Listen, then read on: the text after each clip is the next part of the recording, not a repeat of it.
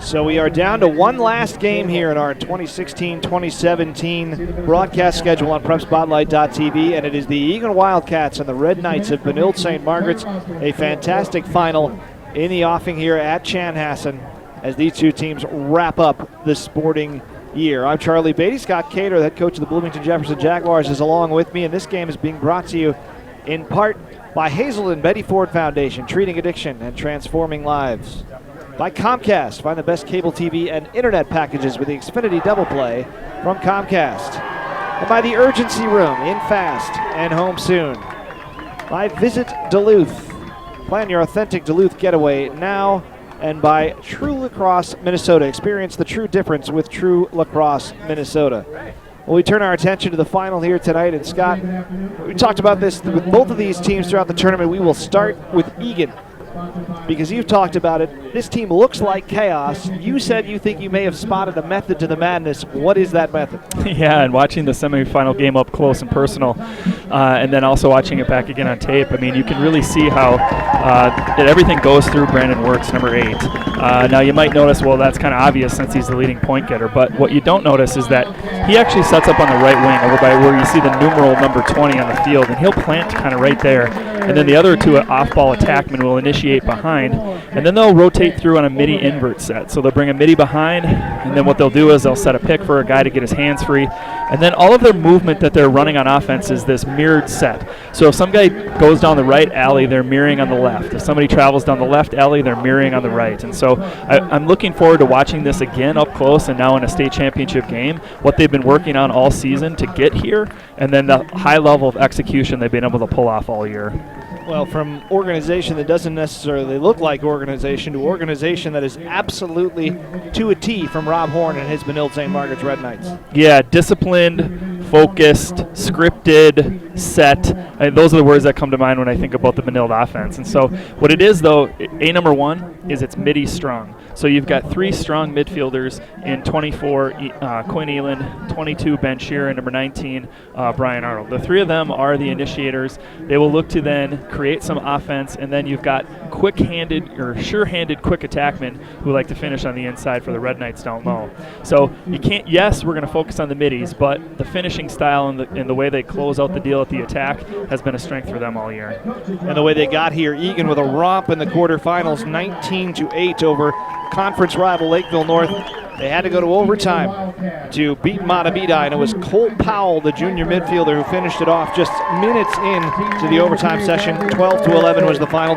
Benilde St. Margaret's, they also had a washout in their opening round game against an undermanned Anoka team, 17-4. Wayzata, a 6-5 one-goal game that was in essence not a one-goal game. They were up 6-1. Wayzata nearly came all the way back, but Benilde had enough to hold them off at the end. Part of the reason why these teams have had such great success, we talked about the attackers. Let's talk about the goalies here for a second, because we've got 2 very good ones and recognized goalies in this game. Start with Benilde St. Margaret's and Buzz Williams. He was All-State honorable mention. His coach, Rob Horn, said he should have been higher.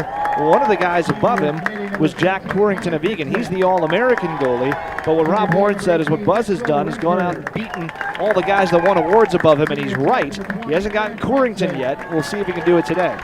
Yeah, that would be kind of a trifecta, or however many it's been for him, right, to beat all the guys that are honored above him. But what I really like about these 2 goaltenders is not only do they have quick hands and quick feet to make that save, but immediately their eyes are upfield, and that's what's been different for them. Eyes upfield, and they get their hands up by their shoulders, they move the ball up and out, so it's save, clear, up and out, and then guess what? The fast-paced Egan offense is back down there, doing their work. On the Benilde side, you'll have Buzz make a save, boom, start that clear. They'll transition down, and they'll get set. They'll get set up, they'll run the rotations, and they'll look to see if they can sneak things through the Egan defense. The other issue we have here, and of course this has been an issue for a lot of lacrosse tournaments throughout the history of this sport here in Minnesota, is it is raining. We have not had any thunder and lightning yet. Find the biggest piece of wood you can and knock on it, because that's been a huge problem for the tournament over the years. Last year, of course, the quarterfinals, 2 games delayed hours on that first day. 2 games had to be delayed till the next day. And of course the final, the biggest story in that, way back in 2014, game was supposed to be played here. They had to delay it twice and finally play the thing on a Tuesday morning at 11 a.m. at Rosemount. And Eden Prairie ended up winning the game that year over Rosemount 13-11. But we don't think that's going to happen here today, but it is a little wet. It did rain between games. I think it is raining just a little bit right now. But as long as there's no thunder and lightning, these two teams will play through, and we don't mind that. You know, why wouldn't it be raining? After the rain we had there for 2 solid weeks in the middle of our season, it was like I would put on my, my shorts during the day or whatever, then I would get to practice or get to the games and be like, layer up, coach, here comes another storm, could be wind, could be rain, and so this is kind of a fitting end to our spring season here with this Those rain. were cold rains, though. At least this is a warm rain. There were some rough nights there during the regular season, this lacrosse season. At least it's a nice day, and the rain is actually that came through between games, cooled it off a little bit. Very pleasant in terms of temperature. You just hope the sky stays just cloudy and no lightning bolts to be seen as the two teams meet each other at midfield. Benilde St. Margaret's 14-2. Their only losses to Chanhassen, though not on this field, and to Edina. Egan is 17-1. Their only loss this year to the team that was number 1 for most of the season, Eastview, before Eastview fell to Prior Lake in the Section 6 final. Head coaches Bob Felter and Rob Horn. Horn in his second year, sort of, with Benilde St. Margaret's. He was once the co-head coach here with Colin Mulcahy. Now he is the only head coach, and he had some stops elsewhere in between, including Wayzata as an assistant for a little while. He's coached just about everywhere. He knows everybody. And here he faces Bob Felter. And Bob, a fun guy to talk to, and you mentioned the chaos of his team. He wants them to go up and down. He said, I'm an East Coast guy, and on the East Coast we just play loose, we play fast. And here we go. And we're ready to roll. Hoffman and Coleman Reese. Actually, that's not Reese. It's going to be Karsten Swenson in the middle. And the first control goes to Egan. It is Joseph Hoffman. And the senior who had such a tough time with Lucas Holmbrink of Matamidi in the semifinals. Of course, Holmbrink is the All-American face-off specialist who's on his way to Albany. Bob Felter said he thought Hoffman would have a much better day today. He was 8 of 28 on Thursday after winning 20 of 29 on Tuesday, and he's 1 for 1 today. This is Thursday's hero, Cole Powell, taking it behind the net, defended there by Alex Wiebert. Powell comes out front and misses through the crease as he buzzes the tower of Williams. Yeah, we saw that 3 or 4 times from Powell on Thursday's game. He needs to just get one more step. That was that Egan invert I was talking about, where he had the short stick midfielder behind. He's trying to initiate some offense against another short pole, and he just needs to get one more step above goal line to release that shot. John Stone gets it upfield, and he will leave as he sets up Eric Weber, the junior, is having a very nice tournament. 4 goals and an assist in this tourney. And here come the big guns for Benilde St. Margaret's. This is Brian Arnold, second-team All-State player, and he plays the middle with Quinn Elin and also with Ben Shearer. And Elin takes it on the far side. He was the guy who lit up Anoka, as did Arnold on Tuesday. And a steady rain here. The umbrellas are out, but the rain has not deterred the crowd from showing up. Good atmosphere here again at Chanhassen. First chance and a goal. Wow. Ben Shearer. Yeah, what a great first shot. To the tournament. Yeah, what a great shot by Shearer. He stepped into it. He had time and room, so he was able to get a little bit of a crow hop there, get his feet set, and just really put everything he had behind it. It actually beat Currington to his top left shoulder, so he had to come across to be able to make that save. So that's just a quick reflex. I mean, that hit the upper corner of the net, and all the credit to Ben on that. So if he gets hot, that makes the triplets at their first line really strong. And we get some stick checks after the goals. They're going to take a look at the one that just scored it. Also on the other side, they took a look at the long pole of Eli Dolney of Egan. Now these officials are, top rated. So you've got Bill Strauss is going to be running the face-off there. He's a Bloomington Jefferson graduate, so I coached Bill when he played. And then Harold Buck is the other official, and then Brad Skibeck's on. And then our fourth official, the bench official, is Rob Reese, and he's watching the substitution box over here too. So Swenson, the long pole, taking the draw again here. It's been Coleman Reese for the most part for Benilde, but they go with Swenson here against Hoffman, trying to tie him up, and Hoffman just is able to get lower and win it. Yeah, that's an interesting strategy. When coming into this game, I felt that was going to be kind of a 50-50, maybe a 60-40, but Coach Horn must think differently. Horn wants to have Swenson out there to tie him up to stop the fast break from Egan. So what he's doing is, I'm not going to lose it and then lose a fast break. And so he's got a long pole taking the face off really seriously just to slow the game down. Here's Joseph Mills trying to get it in front and does, and what a little touch play by Darby Sorensen to tie it up. Okay, now that's that mirror motion I was talking about. So what you have is you have Mills, strong left-handed midfield dodger, going down that left alley. And then you have the opposite ball rotation by Darby Sorensen. So Mills comes down hard to his left, Sorensen pops inside of the crease, and essentially they just rotate slowly, different positions. He gets his hands free, and tennis taps it in or ping-pongs it right into the net there. So that was a good shot for him. An old one-timer, and they're going to check the stick of Swenson. So they'll get these out of the way. And then very litigious here early. Yeah, they're not going to be doing this anymore. What they'll do is they'll do it for the first goal of each team to start a game like this, and then you won't even notice it, but they'll do it on timeouts. They'll pull a guy out of a timeout huddle. They'll get somebody at halftime and things like that, quarter breaks, but no longer will you see that for the rest of the game. So are those being called by the officials, or are they being requested by coaches? So what that is that's the officials going to the letter of the law, and when you have Harold Buck out there, he is very litigious when it comes to all these kind of decisions. So they will check the first goals, and then they'll let the game start to play out. Hoffman wins another one back here as Sorensen picks it up and gets it back to Hoffman. So Joseph Hoffman off to a great start here, and now Swenson trying to give him the business coming down the field. Hoffman beats him, and what a save by Williams as the shot put off a little bit by the long pole of Swenson. Trying to scoop it is Jack Wrigley. All action here to start the final. Exactly what we expected, and I think this is probably what Bob Felter wanted to see. Yeah, what a great hustle play by Joey Hoffman to win that face-off and try to attack. Even a really good shot and then a great save by Buzz Williams. Max Remker gets it ahead to Wirtz. Okay, now Wirtz has got the ball, and he's the, you're going to see him potentially, if they're going to run that set offense I was talking about, he'll work himself down towards the number 20 over there on the far side. Then they'll work it on this side and then try to get him the ball. Making a run at it is Mills. He's shoved back by John Stone, one of the Benilde captains, number 5. And here is Wirtz on that far side. Interesting to see the matchup he gets, and it's Evan Eliasson here early. Rob Horn has a lot of defensive options he can turn to. Eliasson is a senior option, as is Swenson. He's got the young guys as well, and Foley and Wrigley. Yeah, you saw this setup dodge from Egan 3 times in that semifinal game. A couple times by Mills as he goes now strong to his left hand. And looking for the same play. It came all the way through. And what a stop by Williams as he denies Aaron Propson on the doorstep. Unbelievable. Williams went for the fake low, so he dropped his knees, but then he pops his hand straight over his head, and that's the only chance you have at making that save. I love that save for his team, and you'll notice he clears the ball well. So now it's up and out.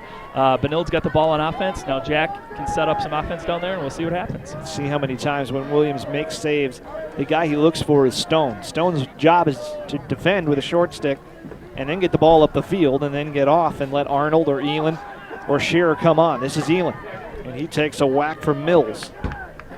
Now Mills has been out there for a while, so this is a matchup that Quinn Elin likes because I've had this kid dodge twice on the other end. Let me dodge on him. His feet might be tired. Just over 4 minutes gone here in the championship game. And Elin gets it out now for Shearer, who has the only Benilde goal, his first goal of this tournament. His 21st of the season. Jabbing at him is Ben Vicelio. And now it's Weber behind the net. Junior attackman. And he's picked up there by Dolney. Out front, Weber trying to get the extra step and did, but missed high. Coming out of that semifinal game, Dolney was a difference maker. He played great on man-down defense. He played really well in settled defense as well, and the kid was flying all over the field. 33 in white is a good defenseman. And here's Elin again. Straight at Mills, and he out-muscles him and finishes. You mentioned Mills had been out there for a while.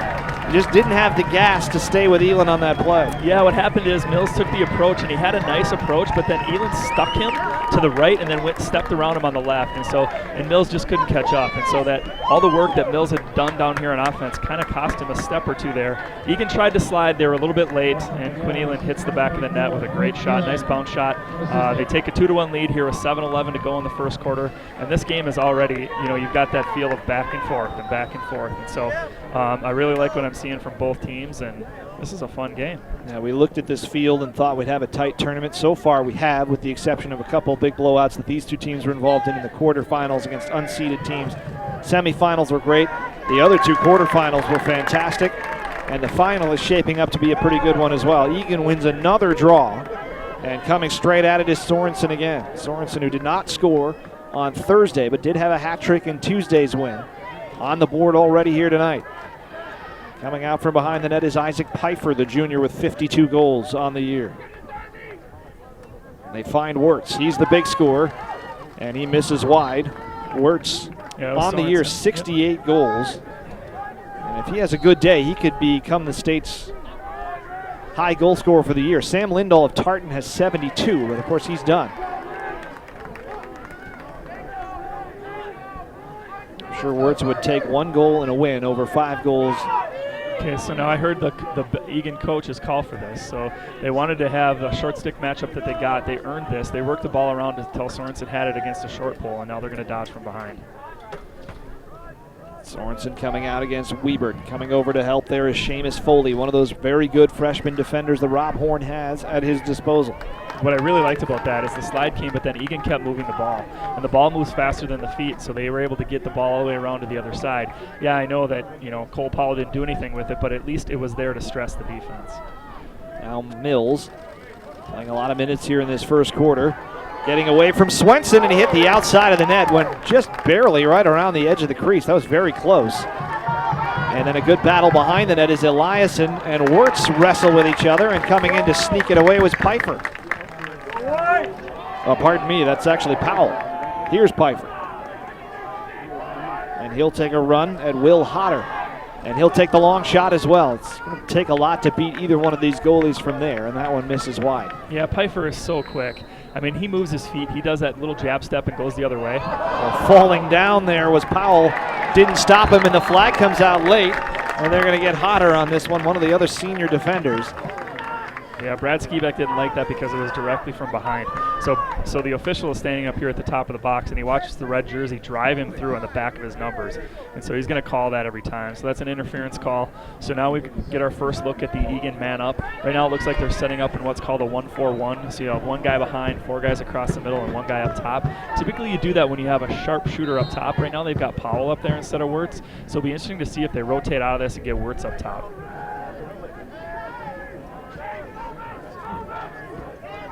Powell swings it around to this near side, and then up back to the far side for Wirtz.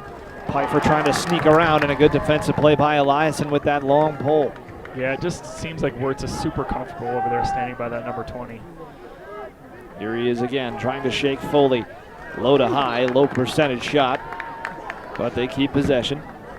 And is that a possession shot, knowing that he doesn't want to lose the ball, just takes it knowing he has guys behind? Not for Brandon Wirtz. He's trying to hit the net every time. There's always a chance. Yeah, when a kid scores over 60 goals, he's hit that so many times in practice. Hodder was on his way back out, but too late to do anything about Darby Sorensen. He has 2, and we're tied at 2. Yeah, that was a nice pass from Cole Powell, too, and you're not really even until you're all out there and set, so technically in my book, it's a man-up goal. On the scorebook, it's going to be all even, but Benilde hadn't set up yet, and so Egan was still moving the ball, taking advantage of the fact that there was 1 less defenseman out there, and then they're able to score that goal. So nice pass from Powell to Sorensen. Sorensen was able to step in with his hands and just drive it right down the middle. Great shot. 4:36 left. And now Benilde goes back to a more traditional setup as Coleman Reese comes out to take the draw and wins it cleanly. Yeah, I like that. I like that adjustment. I mean, I feel like going into the game, you have coaching strategies, but you also need to be big enough to change them. So if something isn't working the way you want, and Benilde hasn't been winning faceoffs, Coach Rob Horn says, you know what, maybe I go back to my usual guy and give him a chance. Give him a few looks, and that's what you have to be able to do if you want to win a state championship. And Egan, mathematically, the advantage on the draws. 67% for Hoffman, even with the bad day on Thursday, and everybody has a bad day against Holmbrink. But on the other side, Reese coming in about 50%. He had an excellent quarterfinal game. This is Arnold. He'll get a shot away, and Corrington read it low and got the knees down to stop it. And now Benilde unleashes some pressure here, but they get it out to Sorensen, who's got some green in front of him. And he finds a man, Kyle Gibson, ahead of the play. Gibson, though, without a clean catch. And that's going to allow Shearer to make life difficult. Gibson able to pick it up again, however, and get it to Wirtz. They got to get this touch in right now. And Wirtz does. So, I mean, Charlie, you hit the nail on the head. You said Sorensen had green space in front of him. I would have much rather had him run that up and instead of trying to throw that pass to Gibson, where you have an opportunity to clear the ball yourself. And Wirtz this time operating from the other side, and he is the meat in the sandwich there, and he may have been hit up high. as his head came low and looked like ran into somebody's hip. Good to see him pop right back up, and he goes right after Jack Wrigley and forces a bad pass. Yeah, you want a kid to get up like that and maintain composure. I hate it when, a kid gets what he feels like is a chippy shot, but it really wasn't. It was just the collision, and I really like how Brandon kept his composure. He went for the check. He didn't get anything, didn't try to be chippy, and he let Benilde make the mistake and throw it out of bounds. Tate Sundberg out there now. He loses possession, and he gets edged off the play by Elin, who had come back to play defense, and Williams scoops it up. I was a little surprised they didn't call that interference there, too. It should have gone back to White, but they're letting the kids play, let them make the decision on the field of how this game turns out. Edmund Hose gets away from the chop from Owen Pixler. Hose having a great tournament here. 7 points in the tournament, 5 assists. He's a guy that didn't have big numbers during the season, but he has stepped up in a big way when it's mattered the most. Is the wind picking up now to go along with we've got about 2:20 left to go here in the first quarter. It's a 2-2 game. It's been a little bit goofy here the last couple minutes since that goal and that man down, but both teams trying to clear and getting the ball knocked down, not really getting settled. But now Benilde settling it in. We're at the 2:04 mark here, and let's see if they can run what they want to get out of this. Exactly 2 minutes to go, and Weber behind the net. And keeping an eye on him is Dolney. They get it out front again, and Turner Wine with the shot, he scores. I really love that shot, but at the same time, Currington had it. He just made the mistake of turning his hips just slightly. It hit him in the gut, and then it bounced off the pipe and went in, and he knows it too, and he's frustrated. He stepped out of the cage. He's patting himself in the chest going, dang it, that's mine, guys. I'll get that next one. And that's what it's about. A goaltender, first lesson, you learn, you have a short memory, because it's not about the last shot, it's about the next shot. So if he's frustrated. He's got his defense in front of him right now, and he's fired up. He's like, guys, I got the rest of these right now. Something like that maybe is a little wake-up call for him. It's a state title game. He'll shake it off. I have full faith in Currington to be able to make those saves. Spoken from experience, a keeper yourself. Scott Cater, the head coach of the Bloomington Jefferson Jaguars. Charlie Beatty with you here, and a false start on the draw is going to give it to the Red Knights. So look at that. You go back to your traditional face-off guy and you win 2 in a row. That can be a difference maker. Hoffman frustrated as he comes off. Third lead here for Benilde. Team trying to win its 4th state title here in the State High School League sanctioned era. They won the first one back in 2007, also 2010, 2011. They have not been back to the title game since. Egan in this game for the first time, just their 3rd state tournament appearance. And now this is Shea Kinney-Leonard. He gets it across for Wine again. Turner Wine finishes again. The kid is feeling it. So that can happen too. So we come into this game, we're talking about 22, 24, and 19. But secretly, Benilde has other middies. Not a surprise. Turner Wine, number 42, he's taken the last 2 shots, scored the last 2 goals. And when that happens, it just picks up the rest of the bench. So now you don't have to always look to the big guns, because then you have this whole group of kids that have been playing. And that's what makes Benilde such a threat. They're a complete team, offense and defense, and now you've got to get some secondary players scoring some goals. First multi-goal game of the year for Wine. There you go. Goal number 1 came on April 25th. He didn't score for almost a month after that. And there's a clean win for Hoffman, and straight into the stick of Darby Sorensen, and Egan needed that one. We're at the 1:10 mark now of the first quarter, so we're approaching that 1 minute mark where we want to get a bad pass intended for Andrew Schvattel. That's going to give it right back to Benilde with 1:03 left, and Elin will gladly take it. As a coach, you just sure don't squelch momentum by letting that happen, right? So you want to try to slow the other team down, get the ball back, settle up, or at least get a shot, and it doesn't happen. So now we're at 52 seconds. Bob Felter screaming for the ward there as Elin's arm came up on Schvattel defending. This is Jack Van Overbeck, the talented freshman behind the net. Talk about that rain-shortened or rain-postponed final in 2014. Jack's older brother Luke played in that game for Rosemount. It was supposed to be played here. Ended up getting moved. Elin misses wide. 26.3 remaining, 2-goal lead. You want to try to get another shot off if you're Benilde for sure. Arnold out for Shearer. Egan packed in pretty deep here. Elin and Shearer exchange passes. Slipping on that shot was Shearer and never got through. And Dolney has it, 10 seconds remaining. The Wildcats maybe can hurry here. They've got to go fast. Sorensen now, 3 seconds to shoot. Gets it ahead. Here's the chance for Propson. And Williams shuts him down as the horn goes. That's the end of the first quarter. And it ends on a big-time high note for Benilde St. Margaret's. A couple late goals from Turner Wine, and Buzz Williams coming up with another fantastic stop. Yeah, that's just incredible. I mean, everything just is going Benilde's way right now. Talk about having a first quarter that you would want to come out on and say that this is the quarter we're going to have, guys. Holy cow, did they just have that quarter. So excellent start for Benilde.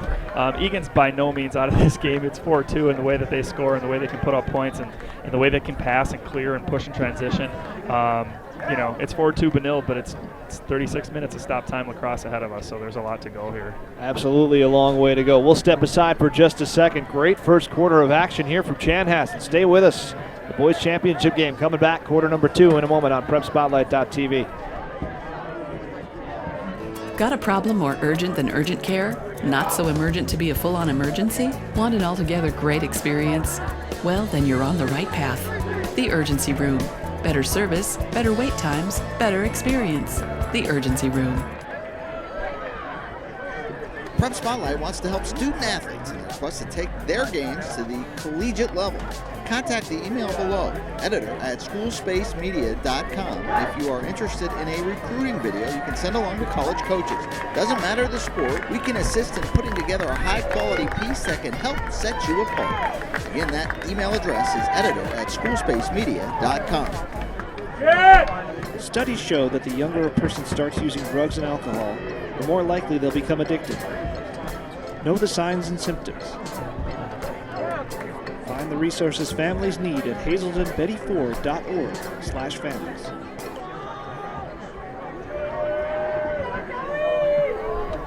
Welcome back here, quarter number 2 about to start on PrepSpotlight.tv.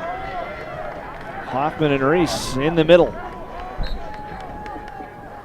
This one squirts out towards Sorensen, and he's able to pick it up and avoid the hit at the same time.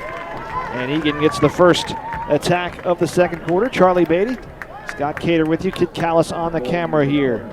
Our final game of the year on PrepSpotlight.tv, and it started with a bang here, 4-2 Benilde. A couple of late goals and a big save maybe at the end of the quarter there. Buzz Williams may have gotten through and hit the pipe. Looked like a save on first viewing to me, but you have the more trained eye. You think maybe that got through? Yeah, I think it got through. And plus how hard it came bouncing back towards the Benilde bench, it doesn't matter. Benilde reacted as if there was a big save, and so that gives our kids and team momentum. It didn't go in. That's all they care about. Here's Mills. And he is watched by Stone, and he'll back it back out, slow things up. Yep, so here's Mills again. He's a strong left-handed dodger, so he's you'll notice the other players are moving to the right-hand side. Mills is coming down that left alley. Does open it up, but Swenson comes out, slides over, makes the play, and he gets a little whack from Foley as he goes around the net as well. Now he'll try it from the backside here. Minute 10 gone in quarter number 2. Egan only 2 on the board. Mills with one hand, and Williams got that one for sure. Second chance for Propson, and that hit the outside of the net. All the Egan fans celebrating for a moment. They thought it went in, and then the Benilde fans erupted. Yeah, I don't necessarily like that first shot because all it is just you're just dumping it towards the net in hopes that the goalie is not paying attention. A kid like Buzz Williams has been playing in this game. He knows what's going on. He's not going to fall for that. So, yes, he makes the save, and then they get another look. It hits the side of the net. So it's just more of the same for Benilde right now. Egan's got to stick one of those. They've got to be able to create a goal out of nothing here soon. Otherwise, their hands are going to start to get tighter. They're going to start to make decisions like that where they're trying to force things instead of take advantage of what's given to them. While we have a moment here is a timeout called by Benilde. I want to remind you, experience the true difference with True Lacrosse Minnesota. True Lacrosse Minnesota is a year-round training center. Services include travel teams, camps, clinics, and high-level training. Get more information at mn.truelacrosse.com. And Comcast. Find the best cable TV and internet packages with the Xfinity Double Play from Comcast. And, of course, every Sunday night at 9:30, catch Minnesota Prep Spotlight on 45 TV. Host Tori Holt and Chrissy Wendell will have all the highlights as well as feature stories on athletes, coaches, and others who are shaping the Minnesota Prep sports world. Filmed on location at a different school each week. Minnesota Prep Spotlight is the most comprehensive sports show in the state. Tune in Sundays at 9:30 p.m. on 45 TV or catch every episode online at PrepSpotlight.tv. Making a few more highlights here for our final show of the year, which will air tomorrow night at 9:30. 4-2 Benilde St. Margaret's trying to join Eden Prairie's girls team. The Eagles, a three-peat champion earlier today over Blake. Benilde St. Margaret's trying to become the first 4-time champion on the boys' side. Of course, they're the only 3-time champion on the boys' side, so they're trying to get a little further distance. Eden Prairie, the only other team that's won multiple titles in the MSHSL era. Important distinction to make, especially with you standing next to me. Yes. Yeah, the MBSLA, the league before it was sanctioned, there was titles there too. So, but we do get. Well, right now we're getting more goals as Shearer hits another one. Yeah, and so what that timeout was Coach Horn calling timeout, getting his ones back out there, and really looking to take advantage of his big guns getting those shots. And so Shearer's, he just worked the ball around through X, come back up to the top. He has time and room there, set his feet, and just stung that corner. 9:57 to go in the second quarter. And Benilde's opened up a 3-goal lead. Again, there's a long way to go in this game, but right now they are riding one of those waves that you see in a lacrosse game in a big way, getting not only goals, but great stops at the other end. And I feel like Egan's going to get one here too. I mean, they're a team that's 17-1. They know how to, win faceoffs, win ground balls, run an offense, and so if they can just get a possession here, maintain it, make a smart decision with the ball, they're going to be okay. Excellent play by Wirtz there after Hoffman had sort of given it away to Elias, and Wirtz wins it back, and he wants to make it happen. Williams stops that one too and scoops it. He got there before Sorensen could get on it. Yeah, that's Buzz Williams' wheelhouse. The kid loves to go low, and he'll make that save every time. And so Wirtz shot that low. Williams was ready for it, made the save, and now they're clearing the ball. So they're hit there by big Joseph Diffley, who's come out for Egan. Yeah, I'm excited to their roster. Yeah, I'm excited to see Diffley play today because he's a kid who had 5 goals during the season. He's got 5 goals in this tournament already, so he's earning playing time. Number 28 in white, and he deserves it. So it'd be fun to get him on a dodge too against this Benilde defense. There's Weber behind the net. Out for Shearer, already 2 goals today after 2 silent games, at least from a goal-scoring standpoint, to start the tournament. Sorensen went for it. That left Elon alone, and now they're trying to slide all over the place. Egan here, and they get a huge stop from Corrington on Shearer. That's the one I was waiting for Jack to make because he hadn't made one of those yet, and so now he did, and so now he's fired up and focused. I mean, you're going to see a different Jack Corrington here the rest of this game. He needed that one, his team needed that one, and now let's see what they can do with the ball. Not only had he not had one, he'd had one go in that he thought shouldn't have, one that hit him. Yeah, we've hit the 8:25 mark of this quarter. Now it's time for maybe Egan to get a couple goals here before halftime. That sure would be good for the Wildcats. Here is Diffley, and he's on a freshman right now. That is Jack Wrigley, who's a great player, but he's giving up a ton of size. And Diffley just trying to muscle his way out in front. Yeah, that's what I wanted to see from him, all right? I want to see him challenge their defense. He's got a big kid with size, and if he can put his hands up by his shoulders, nobody can check him. So if he can get a step to the inside, bring his hands up, he can score that on Buzz. But we'll have to see if he gets an opportunity to do it. Here he is. Wirtz finds Diffley, and he just shoots over Williams. That's exactly what I would expect from a kid like Diffley, to have his hands up by his shoulders. He's a big kid, tall, and he's able to finish that high. Buzz did step across with the shot. I mean, he was there, right? It's just that Diffley can just basically dunk that, essentially. He's one of those players that can really only exist in high school sports. He didn't play for the team until sections. He was a JV guy, comes up, and now he's starring here in the state tournament. Oh, that's fantastic. I love those stories. That's a lot along the lines of the way of Lucas Plato at Prior Lake. He did the same thing. So he's a midfielder for the Lakers, and he worked his way up the depth chart. He just kept grinding it out. So, I mean, this is an opportunity in high school sports. So when you could be in a state championship team, varsity, scoring goals in a title game, and you started the season in JV. You mentioned as we get a hold here, it's going to get it back to Benilde, or rather Egan. You mentioned Luke Plato. He scored a goal that maybe shook up this tournament more than anybody before it even started, because he scored not only the winner against Eastview, but the tying goal as well. Just missing the net is Cole Powell. That knocked out the undefeated #1 team in the state, altered the field quite a bit, and maybe these two teams don't get to play each other in the final because they're probably the 2 and 3 seeds if Eastview's here. You're absolutely right. Completely changed the tournament, completely changed all this. I mean, we as coaches talk about, hey, who's the early season favorites to do this or do that, and there's not a lot of people that put Benilde versus Egan in the championship game because Egan had to get through the Eastviews and the Prior Lakes, and that's a tough road down there in the South Suburban Conference. Not to mention a great Matamidi team that we're probably going to see back here next year in the semis. Another good stop by Williams, this time on Mills. It'll roll out, and it will be Egan ball. Love that hustle play right there by Brandon Wirtz. He knows that if he gets the ball, the rule in the cross is the closest to the end line when the ball goes out or the sideline, it's your ball back. And I don't like the shot selection that was taken right there. If Egan hasn't learned that Buzz Williams is an all-state goaltender low specifically, then you're taking the wrong kind of shot. There's another bouncer. That one's wide. That time from Sorensen. Stays with Egan as this time it's Pfeiffer with the hustle. 6:54 left to go in this first half, and it's pretty breathless stuff right now between these two teams. And a great crowd here providing some good atmosphere. I was just going to say, fans are reacting with every shot, every check, every pass, and it's really kind of a fun atmosphere for sure. There's Pfeiffer, and that one goes in. Yeah, Buzz was a little bit surprised by that because it actually beat him near side, and he thought he had that side covered. He actually looked over his shoulder to see if it was outside the net. So what a great shot by Pfeiffer. He got his hands up, he took that strong lefty, cranked it in, and now it's 5-4 with 6:39 to go before halftime, and this is exactly what I was talking about. Egan can be that team that can earn their momentum back, and so they're earning it back. They're being smart with the ball. I really like those last two possessions where they've been able to score. And it's gotten them back in the game here, 5-4 now. And Hoffman and Reese back to the middle. Karsten Swenson is now on this near side wing, but Hoffman wins it clean. And now trying to beat Swenson down the field. Instead, hands off for Diffley. And again, that size mismatch between he and Wrigley. The players aren't listed in terms of height and weight. The coaches can put that in if they want to. I don't think anybody does it. You don't need that to see how big Diffley is out there. He's the tallest guy on the field and the biggest guy on the field by a lot. And I really like how he works to get his hands free. He doesn't try to do too much on the inside. Here's Wirtz trying from a bad angle just to keep the possession alive, and Diffley right there to play it on the hop, and then he overshoots Cole Powell. May have had some help there from Wrigley. Yep, so it's just touching the back of his hands, and he ended up following through high, and now it goes out of bounds. There's 6:09 here before half. It's a one-goal differential. Benilde needs to get this clear, right, so they can run their dictated, settled offense and hopefully get another goal here before halftime for the Red Knights.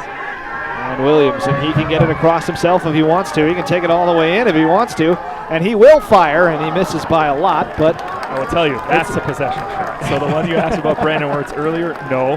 Buzz Williams, absolutely. So you tell your goaltender, go down the field. If you're going to miss, just make it look like a legitimate shot. Go ahead and throw it 50 yards over the net for all I care. Red better be chasing, and they were, so they get the ball back. Yeah, credit Jack Van Overbeck. He just won that race as he was behind the net with Ben Vicellio. Loose ball, and it rolls back to Currington, and now he can start it up. And he does find Vicellio, and he can make a move. Vicellio, one goal on the year, but doesn't have designs for a second one here. Hands off for Diffley.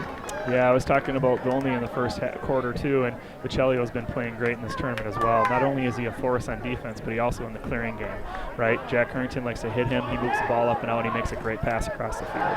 There's Pfeiffer again, and that time he hit the post, and it came into the crease, and then rolling right through there was Sorensen, but Williams had it anyway, so the referees just play on. I was watching Tony Matea, the offensive guy for Egan, and he's a defensive guy too. Him and Bob kind of go back and forth on what they're running, but he saw that the net was pretty much open on that shot. It just clanked off the pipe, and he put his hands up as if maybe Egan was going to score. So now Weber with 4:49 left to go in the first half. Great championship start to this one. Exciting girls game earlier between Eden Prairie and Blake. And this one so far has been exactly what we expected from a close-knit field in this tournament. One of those where you came in and you thought probably anybody could win it, and 6 of the 8 had a real legitimate chance. This is Jerome Newhouse, his first shift out there for the junior. Weber from behind the net, back to Newhouse. He'll fire, and Corrington maybe didn't see that one till late. It goes wide on the far side. Yeah, Newhouse scored in the last game too, and so I'm learning that he's not afraid to shoot also. He's got a strong right-handed shot, and he's looking to just, obviously help his team score here before halftime. We're hitting that 4-minute mark right before half. Yeah, the goal on Thursday for Newhouse is first in the last 6 games. And Rob Horn said that to me before the tournament. He said, we've got some guys that could get on the field, but our first string's so good that the second string doesn't get much time. You're seeing that tonight. There's Turner Wine again. He has 2 goals already. Newhouse out there. This is that much more settled approach by Benilde. They're just looking for the right one. Like, he could have shot right there, but it would have been a bad shot. So that's just discipline lacrosse. They're waiting for the right shot, not just the first one. This is Shea Kinney-Leonard. And Corrington, good stop going across his body again. And now Mills can break out for the Wildcats. Yeah, I love those last 2 saves by Jack. He's in the game. He's feeling it. And he's, clearly helping the defensive end down there as the quarterback of the defense. Great timeout by Felter. Timeout called by Egan. So, timeout on the field. We will take a timeout as well. 3:16 to go in an exciting first half here in the boys' championship game. Benilde 5 and Egan 4. Back in a moment on PrepSpotlight.tv. Got a problem more urgent than urgent care? Not so emergent to be a full-on emergency? Want an altogether great experience? Well, then you're on the right path. The Urgency Room. Better service, better wait times, better experience. The Urgency Room.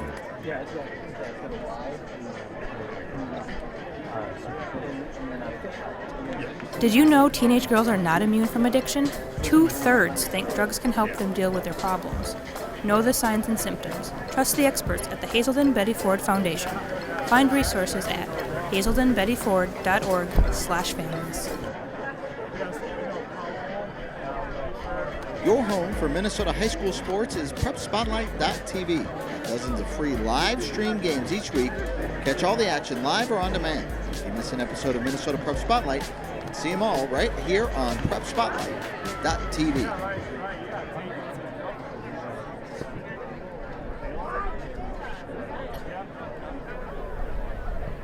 And we are back here at Chanhassen. That team, the Egan Wildcats, down by 1, but they have scored 2 straight here. 3:16 remaining in the first half. Charlie Beatty, Scott Cater, Kid Callis with you here in our championship game. And it has been as advertised from the start. I'd love to be able to tell you what Bob Felter told his team in that huddle, but I don't know. That's just the way Bob is, right? So he's telling his kids whatever he's been telling them all year, and hey, let's get the hands into our better players. Maybe they start to initiate a dodge on one side, try to get it over to Wirtz, and then Wirtz can get a shot. I'm not exactly sure, but let's see what they called here out of that timeout. Bob is a really funny guy to talk to. Asked him about his team style they play yesterday, and he just said, hey, I'm from out east. That's how we do it. We're going to have some fun. And they do. They set a school record for goals this year. What a great lift by Swenson right there. He's doing it again. He's all over Shavato over there on the far side. The Benilde fans wanted an award for that little hand lift from Shavato. Another chance here is trying to get free is Tate Sundberg. Instead, he just has to lob it behind. Pfeiffer will start it up with 2.5 to play. Pfeiffer and Foley, the 2 number 2s behind the net. Foley won't let him loose. Pfeiffer gets the shot anyway, hits the pipe again. Now Wirtz trying to duck inside, and we're tied at 5. Wow, fast action, great rebound, another shot. So you had the shot hit off the crossbar, Wirtz picks it up, he's got a defensive slide right in his face. He makes the split-second decision to toe drag. He brings the head of his stick down by his toes, and then he brings his hands up to his strong right hand, and he does that low to high ripper that he missed the net down here on that one and stung the top corner. So if he's shooting high today, he's going to be scoring a lot. Right now they tie it up with 2:21 to go, and that's a huge goal. First of the day for Wirtz, 69 now on the year for the state's second leading scorer. And back to the middle we go. Egan with 3 straight goals after Benilde had scored 3 in a row, and Reese gets away with one maybe there as Hoffman went down. I just don't know how you don't call it a push. I mean, he drove him right in the back of his numbers. I just don't get that non-call right there. Now Weber jabbed at by Dolney behind the net. Wide for Hose. He looks up and sees Max Bremker right in his face. Benilde to try to slow this thing down a bit. Hose to the near side. Didn't see any options. Hands off for Weber. One of the things I'm seeing from the Egan defense is they have the adjacent slough or slide coming. And so on that one right there, you had Pixler stepping down almost to start the slide. He could have moved it up top to the midi. Thielen is trying to get free here. Sundberg is the man on him with the short stick. That one nearly picked off by Pixler. Does get to Arnold. This is the A unit back out there. Yeah, for Benilde saying 1:15 left here. 1:15. Arnold battling Pixler. And we've seen him do that, go to that side in this tournament and just out-muscle people. This time Pixler knocks it off his stick. And they're going to call that a shot, which is going to give it back to the Red Knights. I agree completely. He had his hand up in a shooting position, making a motion towards the net. That has to be a shot. I mean, I don't see it any other way. Egan crowd didn't like it, but a deflected shot, still a shot. At least in the referee's mind, and they're the ones who matter. Here's Elam. Yeah, Elam likes his matchup. He wants to dodge against a short pole behind. He wants to work hard, get a goal for his team. A little picket fence in front there for the Red Knights, but he'll take it himself, misses wide. And the closest man to it is Van Overbeck. 40 seconds remaining in this first half. And a 5-5 tie. A tournament that has seen a handful of close games, one-goal games. We're looking like we might have another one here, and we're only halfway through as Currington stops Weber and guns it out for Kyle Gibson. Great save, great clear. You've got 19 seconds on the clock here. Felter does have a timeout in his pocket. Gibson able to shake Shearer, hands it off for Diffley, and he decides not to freight train his way to the front, and now we do get the timeout call by Egan with 9 seconds remaining. Bob Felter reacting like he didn't actually call it. So that's like timeout. Oh wait, no, timeout. Oh wait, no. Oh, my guy's doing something. So you can't do that. So if the official hears it, he's got to call it, whether or not you want it or not. If you say timeout, it's going to get called. Diffley was coming around hard around the crease on that point, maybe potentially getting a shot. But I would have thought that you would have called it, as they were transitioning down with 19 seconds left. Now you've got 9.6, which is fine. It's plenty of time. Might not sound like a lot to the viewers, but 9.6 seconds. You can do different motions. You can make a quick pass, and you can get a shot. While we have a second here, I want to pass along a word from True Lacrosse Minnesota. Elevate your lacrosse game with True Lacrosse Minnesota. Surpass your potential. Experience the true difference. Learn more at mn.truelacrosse.com. And tune in every Sunday night on Minnesota Prep Spotlight to see the Cub Born and Raised Athlete of the Week. And if you'd like to nominate an athlete, send a suggestion along via Twitter to @MNPrepSpotlight. The show airs every Sunday night, 9:30 p.m. on 45 TV. And while we do have a second, want to thank 45 TV for their partnership, as well as the Minnesota State High School League for allowing us to bring you these games live and free, of course. And in a game like this, can't pass up this kind of free entertainment. This is as good as it gets. 5-5 here. 9 seconds to go in the first half. Felter's still giving the refs the business. Like, hey, I didn't call that. But he's got the ball. He's got 9.6 seconds, and he's got his kids on the field with possession. Hopefully they can score quick here before halftime. Maybe take a lead. Wards to Powell. Up top for Mills, looking to sneak one around for Pfeiffer. They're running out of time, trying to go to Powell through the middle, and they won't get it done. So the timeout maybe does cost Egan a quality scoring chance here at the end. And we will go to the second half in a 5-5 tie. What a first half here. Kind of exactly what we expected, chaotic, but within that chaos, a little bit of control from Benilde. The first quarter played out what I would consider to be almost perfectly for Benilde. So how long can that happen? Statistically, that's not going to be able to play out for 4 quarters where you can have a perfect game. And so what you're seeing now is more of that balance. Egan's putting pressure on them, defensively, forcing their passes on the inside and getting the ground balls and moving it up and out. And then what the difference maker has been for me is in the last 2 saves by Jack Currington. He made 2 great saves here to end this halftime. That keeps Benilde off the scoreboard since they scored that 1 goal early, and because they had the 4-2 lead, it's now 5-5. So you've had this ping pong kind of all Benilde first quarter, more Egan second quarter, very balanced on both sides, and now the rain starts here just as they count this, at halftime, and we've got a 5-5 game.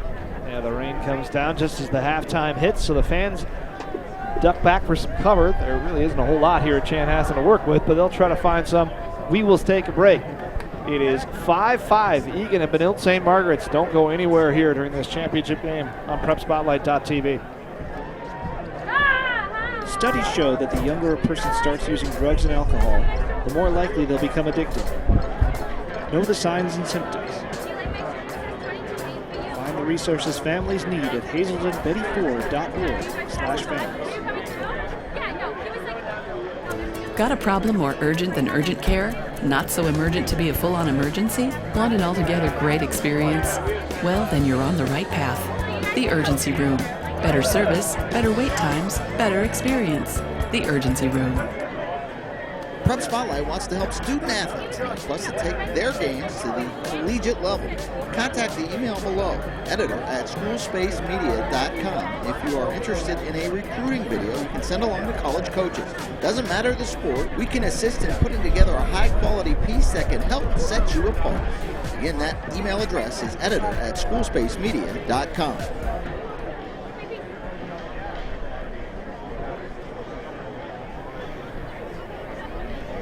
Halftime here at Chanhassen, and it is 5-5 in our championship game between Egan and Benilde St. Margaret's. Charlie Beatty, Scott Cater, Kid Callis here to bring you this championship game, our final broadcast of the year on PrepSpotlight.tv. And before we get to the second half, I want to remind you this game is being brought to you in part by Visit Duluth. Plan your authentic Duluth getaway now.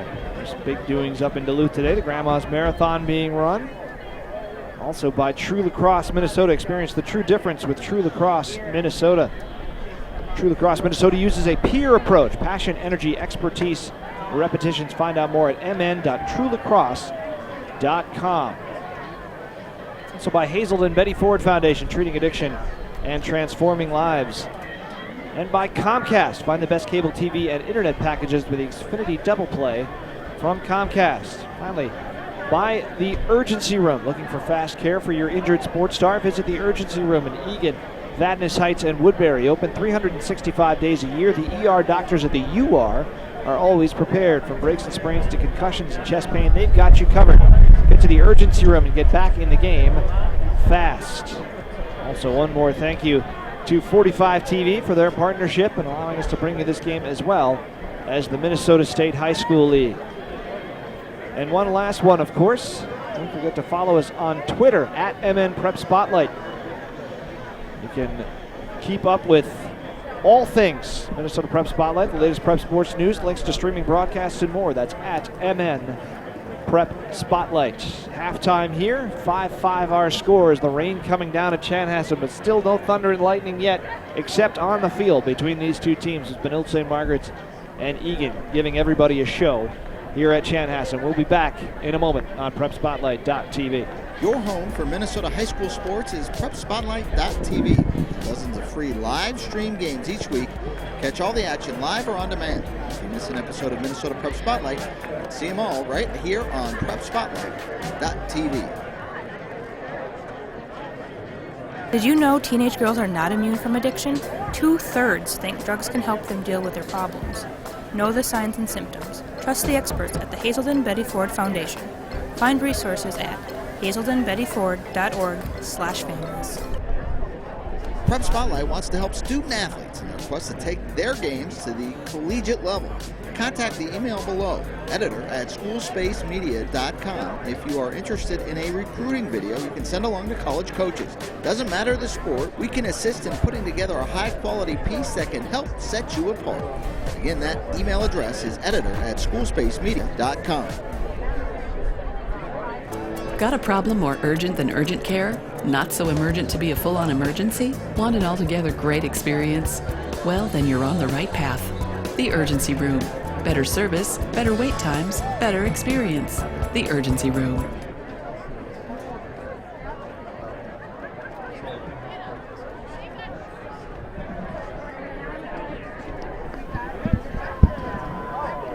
Charlie Beatty, Scott Cater back with you here at Chanhassen, where the teams are starting to file out for the second half here. They'll play in the rain in half number 2, it looks like, but hopefully nothing more than that.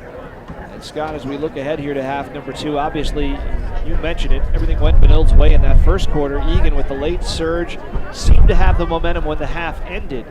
How do things change for both coaches maybe as we start half number 2?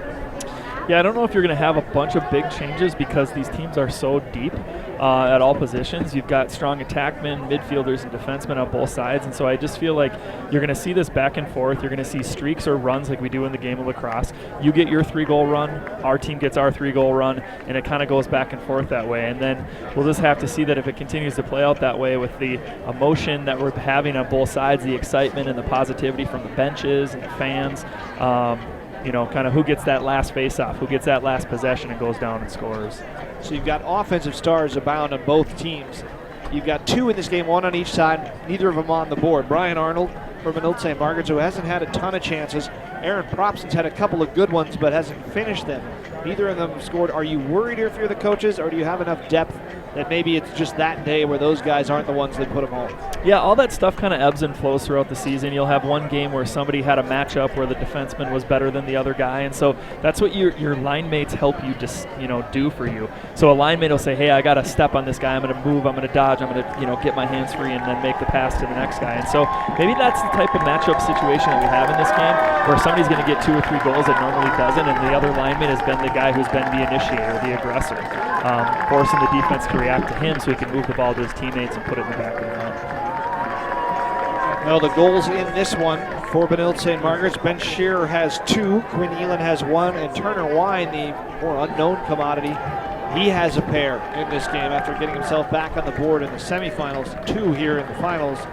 And on the Egan side, Darby Sorensen's got 2, Isaac Pfeiffer with 1, Brandon Wirtz with 1, and Joseph Diffley with 1. And we've seen some highlight reel opportunities in this game, but we've also seen some highlight reel goaltending. We talked about that before the game. Both of these goalies honored All-American, All-State, whatever you want to call it, and they have put on that kind of display in this game, even though each has been beaten 5 times. Yeah, and I really like the point that you said off air too, just about how fun a lacrosse save is versus, oftentimes a hockey goalie save, right? So that's the contrast between the two sports. People say, oh, lacrosse is like hockey because you have a stick. Well, I tell you what, the difference is, lacrosse net, it's 36 square feet. It's 6 feet wide, it's 6 feet tall. So you've got all that space to cover, and the player isn't shooting the puck off the ground every time. So you've got a 360-degree plane where a player can release his point, of his shot from. And so as a goaltender, you've got to not only react to the fact that the kid could be shooting high to low, low to high, sidearm, cross-arm, backhand, forehand, all this stuff. It's just so much more complicated. And then when somebody like Jack makes those last 2 saves at the end of that half right there, I mean, that kind of stuff just fires you up. And so it's really been fun that we've had good goaltending in this tournament, because that's why you have 1-goal games. I mean, you have the quarterback and the defense back there making those saves, running the clear, doing what he wants to do, and it really, creates an atmosphere and a momentum for your team too. Really, what I meant is I'm amazed that any goalie makes a save at all in this sport. I've said this before, the fact that ball is basically a rock, and they're wearing almost no padding, and they're still willing to get in the way of these things.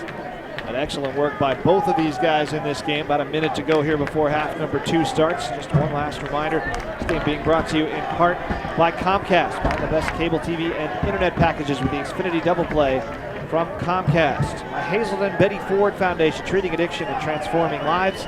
By the Urgency Room, in fast and home soon. By Visit Duluth, find your authentic Duluth getaway now. And by True Lacrosse Minnesota, experience the true difference with True Lacrosse Minnesota. A huge thank you to all of our partners this year, allowing us to bring you all the sports that we do. We started with soccer in late August, of course football the first couple of weeks of the year. We always end with lacrosse here in mid-June, and this has been some ending between these two teams, at least through one half of play, and we don't expect that to change. We got a quick shot of some of the Egan fans here. They are out in force as they're looking for their first ever lacrosse title. Benilde St. Margaret's has brought a good crowd with them as well as they look for number 4. Let's get this second half going. This is it, right? We're taking selfies in the booth. We got to do something. We got 24 minutes of lacrosse left to play in this season. It's a tied game, 5-5. I mean, this is fun. And what I really like about this too is that we're going to have a different state champion. We're going to have, than we've had in the last couple of years, because we've had 8 different teams make this game over the last 4 seasons, and I just really like the fact that each community, each team gets a chance to win a title. Interesting to see Carson Swenson out there for that opening draw again. Egan wins it. Talks about how that didn't really work for Rob Hort early, but he tries it again to start the third. Instead, it's Brandon Wirtz staring down the goal, and Swenson and Stone put him off, and the shot goes high. Yeah, Wirtz stepped in. He caught that pass on the far side, brought it over to the front of the cage, released that shot, and now his team can set up another dodge. Interesting with Wirtz and how successful he is. I mean, you've kind of diagnosed it here as to what he does. Sets up on that same side and doesn't make the same move every time, but there's only so many options you have coming from that angle. Yet he still scored 69 goals this year because he's so good and so strong. Yeah, you're exactly right. That just, speaks to the volume of athleticism and quickness and how responsive he is to what the defense gives him. Last time we saw him down on the other end when he scored that goal, he had to use a toe drag move, and that's a special move. And then he finishes the shot low to high, which is even more fun to watch. Aaron drops it. Oh, and he finds Powell with a great pass and an even better finish. So Powell did that for the game winner in the section, or the state semifinal game where he was on the inside after Wirtz had his dodge. And so now Powell is those inside players. So you have Dodge coming down the right-hand side, Powell coming across in that mirrored type movement. So if you have a right-hand alley, you have a right-hand crease movement. He steps to it, stings it high. What a great shot and a great finish. And that's that opportunity to get that second dodge after Wirtz had that first shot. Now they're on the board here with 10:57 left to go in the third, and that's a big difference. They're up 6-5. 4 straight scored by Egan in this game. And Swenson back out there for the draw again against Hoffman. Of course, Reese came in. He wasn't entirely successful, but he had a little bit more luck than going against the long pole. Just looks like Hoffman can get lower than that long stick. Yeah, I'm really kind of surprised that Horn went back to this strategy. Going back to the strategy of putting your long pole on the face-off when it wasn't working early in the game is a little bit surprising to me. Maybe he's just trying to push the reset button of the game plan as they started and came out. And you've now got a holding penalty on Benilde as the player was trying to reach over the other guy as he was trying to scoop the ground ball, and the refs are going to call that because you're withholding his opportunity to move. And so you get that penalty. So now we've got Egan again. This is their second opportunity in a man up. Let's see what they can do. Last time they started in a 1-4-1. They try to rotate out of it. Wirtz still, he's playing over there on that right-hand side. I figured a kid like that might get to top center, but he likes it over there. John Stone fouling Sorensen on the play, so Egan man up. And coming out from behind is Pfeiffer, and Williams with a good save, and the flag comes out again. This time it's Eliason, so they'll go 2 down. Wow. Pfeiffer is super fast. And so what they called there is a push with possession, because as Pfeiffer came around, he beat him to that offensive position where he had his shoulder square to the net, and he brought his hands up to take the shot, and he just got drilled in the back. And that's because Pfeiffer is simply faster than the player who took the penalty. Who was that, 17? It was Eliason who took the penalty, so Eliason and Stone both out. Those are 2 very important defensive players here, and Benilde in a really dangerous spot here. Kind of a nightmare start to the second half. Try to keep it outside. Here's Powell, another rip, and it goes high. Oh, wow. I absolutely love that pass from Sorensen back to Powell. Just that quick stick, because then the defense doesn't have time to react, and he was able to get that shot off.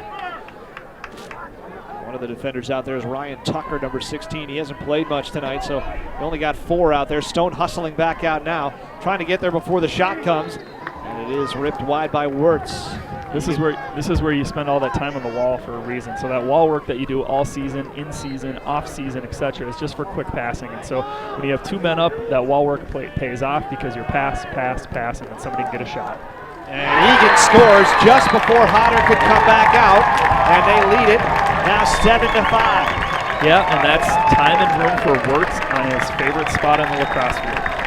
So Wirtz caught that pass, stepped into it, and was able to hit this far corner closest to us, far corner from his shooting vantage point. So now you've jumped out to a 2-goal lead. So they've scored 5 goals to 1 out of the last 6 goals that have been scored. And the field is starting to tip towards the Wildcats' way right now.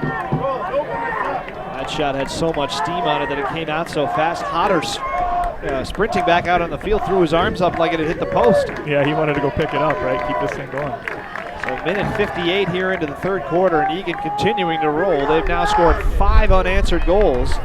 And again, Swenson against Hoffman. Part of me wonders if Bob Horn isn't almost conceding these, but he wants Swenson out there ready to defend right away. I don't know if that's a strategy or not, but it's not working to win them. So No, it is how you stop the fast break if you're concerned about that, A number 1, but the coin flip of that is then you're losing the face-off every time. And so this game of lacrosse is all about possessions. You need to have the ball in order to score. And so here we go.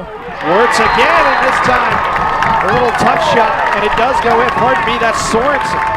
So again, that's that same motion. So you have an alley dodge down the right, you have a mirrored cut on the inside in the crease, and then the defense turns to just look at the ball. Where's the ball in position? They turn their head for a quick second, you feed the inside, you score, and you jump out to a 3-goal lead, and now it's definitely in Egan's favor. And Coleman Reese has come back on to take this one. So the strategy doesn't work again, and it costs Benilde 3 goals here. Bob Horn clearly trying to make it work. Just not happening for Benilde St. Margaret's here early. 6 unanswered for Egan.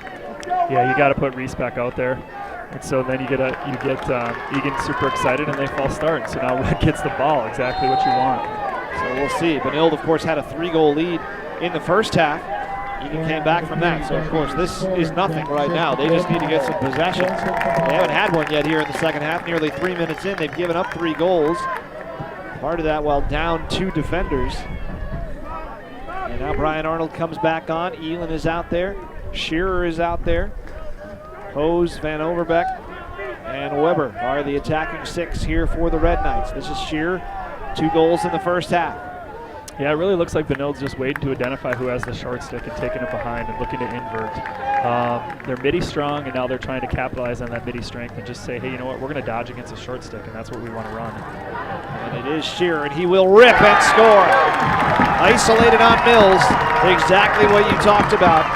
And that's a huge goal for the Red Knights. See what that is, though, at the same time, is that Currington hasn't had a shot in about 23 minutes of real time. And so he just hasn't had a shot that's mattered because Egan's had the ball this whole second half. And now he finally gets one. It just beats him right hip. All the credit in the world to Benilde, though, to recognizing, hey, if we can do this and Egan's going to be slow to slide to our middies when they're matched up against a short pull, then we're going to be eating that up all day, and that's what they were doing right there. And so Shearer, he's scored, three goals now. He's got the hat trick, and so that's a big difference for Benilde.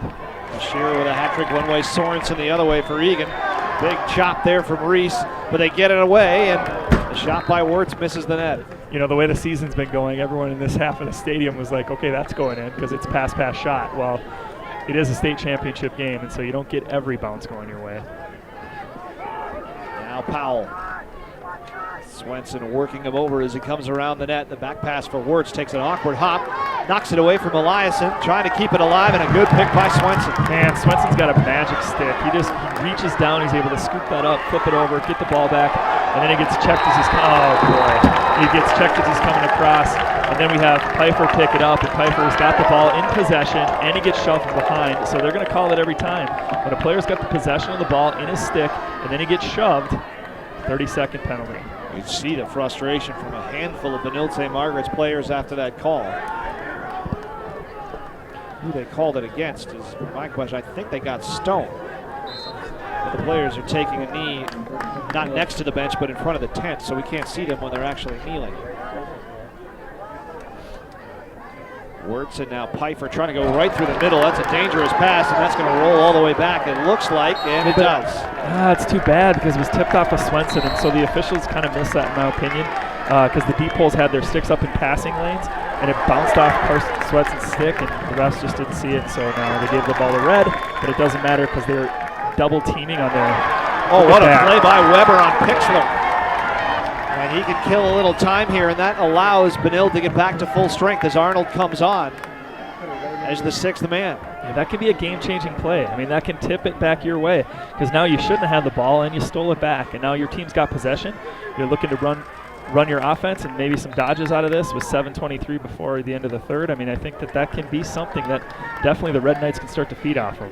Weber with the shallow angle shot there. Benilde a little bit lucky to keep it. Good work by Van Overbeck behind the net to outpace Currington. 7:16 remaining. Here we go, same thing. We've got the short stick Ben Shearer, Matt's up against the short stick Mills, and he's just going to try to dodge on him. You notice all other players, all 9 other guys are on the other side of the field. This is a staring contest right now. There will be action in a minute. So we hit the 7-minute mark in the third, 2-goal game. Shearer coming out again. This time he gives it up. Trying to duck inside as Arnold, but Pixler wouldn't let it through. Yeah, the difference on that one, though, is that Remker actually executed the slide. Before he didn't, and this time he did, and that's what stopped the goal. So Red Knights are not scoring on that one because we had a good aggressive slide by the Egan defense. Sure, he just lets fly. He had Elin behind the net, also Weber. It's a long offensive possession here for Benilde St. Margaret's, and out comes Quinn Elin. And he's able to reverse his field. Can he get inside? Excellent effort to stay with him by Sorensen, so he goes the other way, and Shearer hands it off, and Overbeck, and that's an easy one for Currington. Yeah, I would have loved Quinn to trust his left. He had him beat left, and if he would have, you're so close to the goalie at that point that you don't have to have a ton of speed on that shot, but he just didn't trust his left hand, so he had to bring it back to his right. He was keeping it in his right hand the whole time. that's why Benilde was unable to shoot there. And then Jack took the shot from the outside, low to high. Currington now made another save and a clear, which helps Egan settle down after that long possession by Benilde. Cutting through the middle is Mills, and he decides against the shot.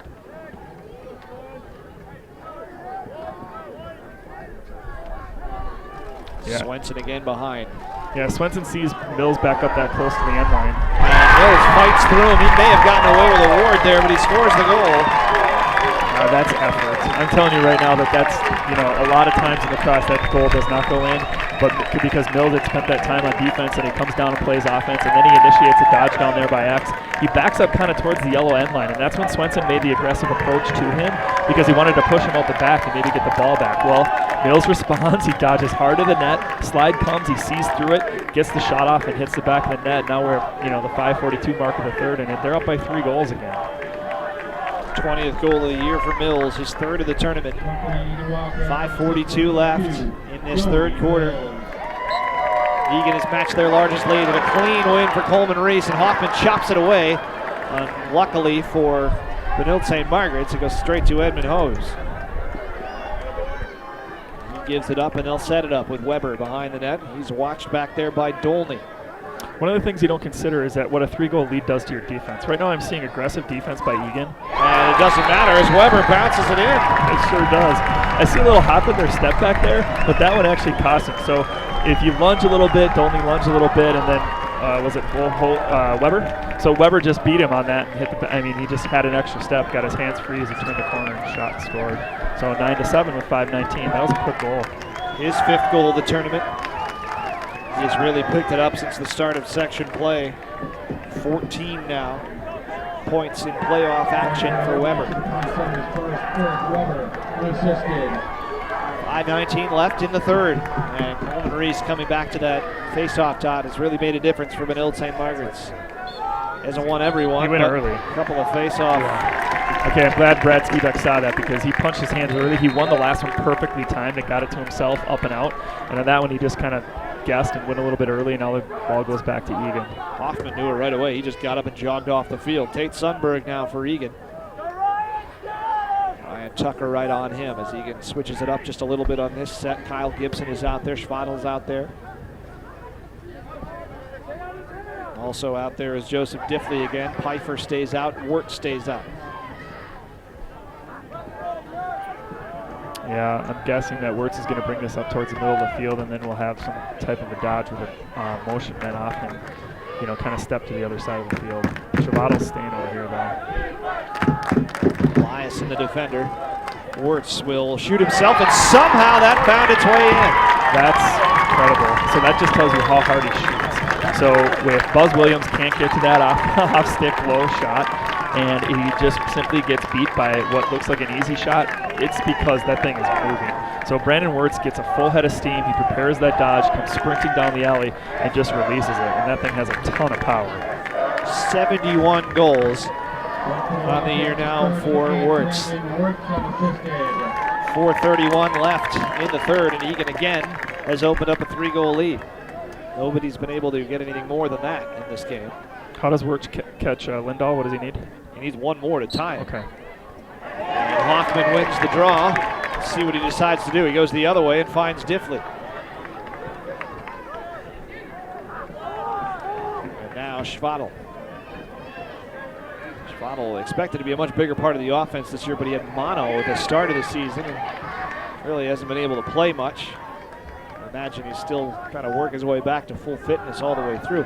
Same thing happened to Karsten Swenson on the other side. He didn't really come back till about halfway through the year.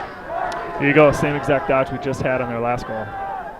Swenson is the defender on this one. Wirtz instead gives it up. Schwadel switches hands and fires home.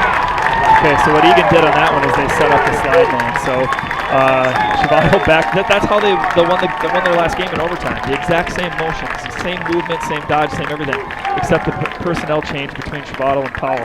So what happens is Wirtz goes up to the 50-yard line. He's a super strong right-handed dodger. He comes down the right-hand side. Well, he beats his guy. And so what is Benilde going to do? They can't just watch him shoot because that didn't work on the last one.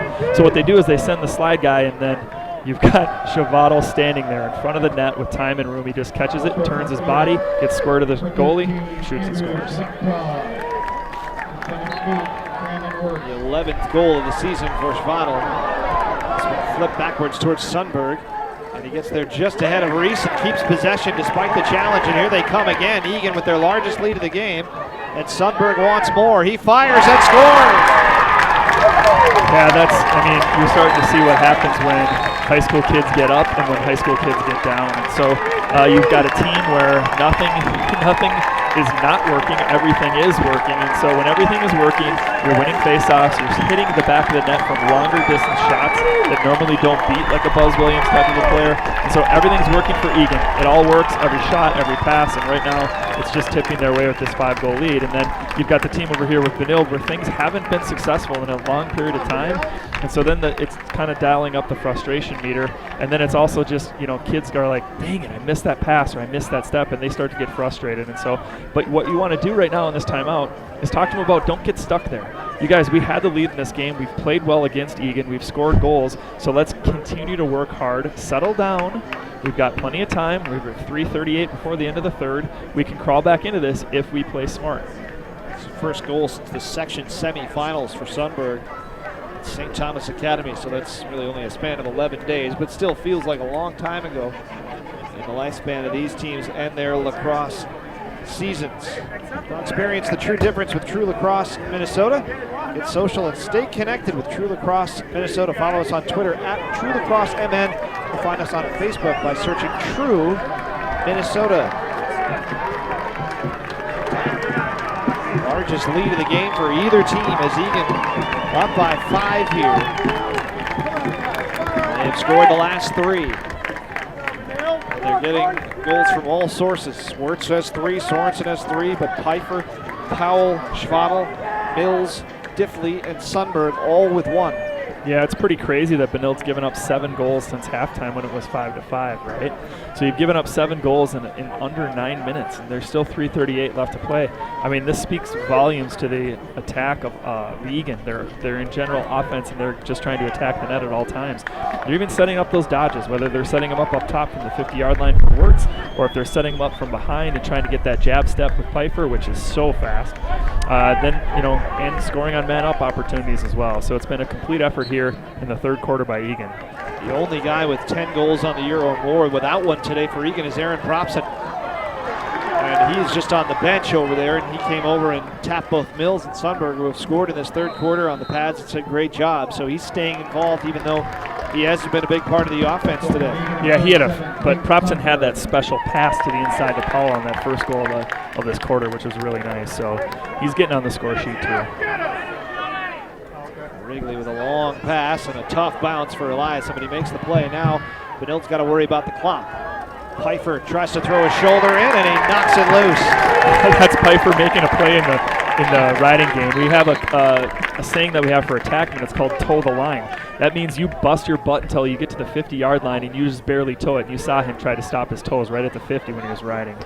Pfeiffer right now having it knocked free as Seamus Foley all over him. Pfeiffer basically takes a little shot at him, and now we get an extra hit. And that comes from Eliason, or did it come from Foley? It was Eliason stepping in to help his teammate. So what that happens is, you just got beat and you're down a goal and you're a little bit frustrated that Pfeiffer's playing so aggressive and fast all over the field. And so Eliason just comes in, bumps him over, and gets the ball back to Egan. Now Diffley trying to force his way out front against Wrigley again, and there's a much-needed save for Williams. Yeah, I don't like that shot at all by Diffley. That's not how Egan's been scoring in this game. It's not one kid trying to beat 4 kids and then take a shot. So Diffley's got to make smarter decisions with the ball right now. Yeah, you've got the lead, but you still have to be smart. What a pass by Williams to find Eliason. He'll set up Edmund Hose, and Benilde will have to back it back out. Egan did a nice job of getting back and getting set because Williams beat 6 players with 1 pass. Yeah, that's instant offense for Benilde if he can keep doing that.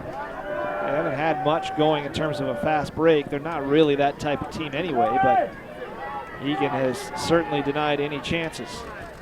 Elin. Yeah, I'd be looking for Brian Arnold to get a shot here. He's that strong left-handed number 19 midfielder who hasn't been on the scoreboard yet. He's a kid who can really shoot. 1:50 left in the third quarter. Shearer now, he has a hat trick today. Looking for another one, but just couldn't get his hands free. Now he finds Elin. Big goal for Benilde. I was just going to say, Elan's open on the inside, and so what happened is Egan got caught ball watching right there. They watched Shear carry it up to the top, and then Quinn just dipped inside, and then the next Egan defenseman stepped towards the ball side, and that left Quinn open on the inside. He just caught it, turned, fired, hit the back of the net. And so that's the kind of stuff that Benilde can do, right? Now it's down to a 4-goal game. Who cares? Just keep getting them one at a time. Keep crawling back into this. Let Egan have their celebrations. And we're over here working it hard. We're grinding it out. We're staying in this game. So it'll be interesting to see if they can win this face-off like they have been battling. But now look who's back out there taking it. Still a long way to go here. Full fourth quarter left in a 4-goal lead. Swenson back in on this draw, and Hoffman wings it back again to Sorensen. So same I don't understand chance, same result. Yeah, I mean, maybe Reese needs a break or whatever, but it's not working with 12 at the faceoff exit. 21 is having a better day. Normal backup guy is Jack Rickman, but we saw him get hurt in the quarterfinals. I don't know if I see him on the bench. So this might be by necessity a little bit for Rob Horn. Here's Pfeiffer behind the net. Thought about the pass, instead keeps it moving. Pfeiffer against Foley, misses wide, but keeping it alive is Powell. I mean, I'm laughing, chuckling because they just don't stop, right? We're just going to go, and that's what they're continuing to do with a 4-goal lead, and there's 1:05 left before the end of this quarter. Cole Powell with a shallow angle shot, and that one might go back to Benilde St. Margaret's. But that's costly. I don't like that at all. He's been doing that the last couple games where he hasn't been getting above goal line extended, and he still wants to shoot. He's just shooting. Well, that one kind of cost his team because now it goes back to red. Oh. And they gave it away, and now they got Diffley all alone in front, and he scores. So that's Buzz Williams trying to make a play like he did before. Buzz hits players deep in the clear.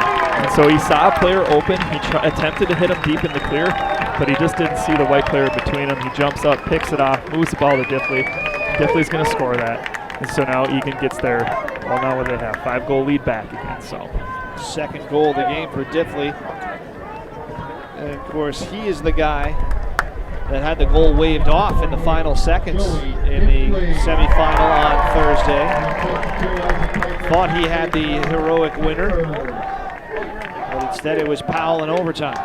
I'm sure he doesn't care at this point.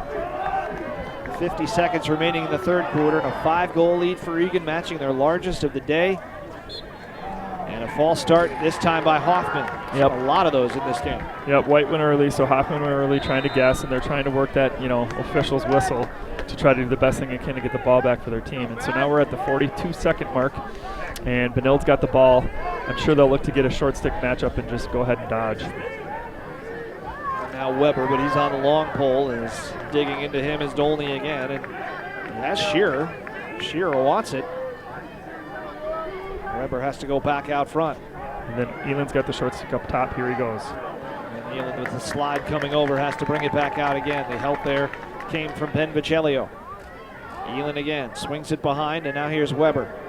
Dolney and Weber, and that one hit the post as Corrington bumps the post. Now Elan. 5 seconds remaining, and Elan just has to take a chance, and he misses high.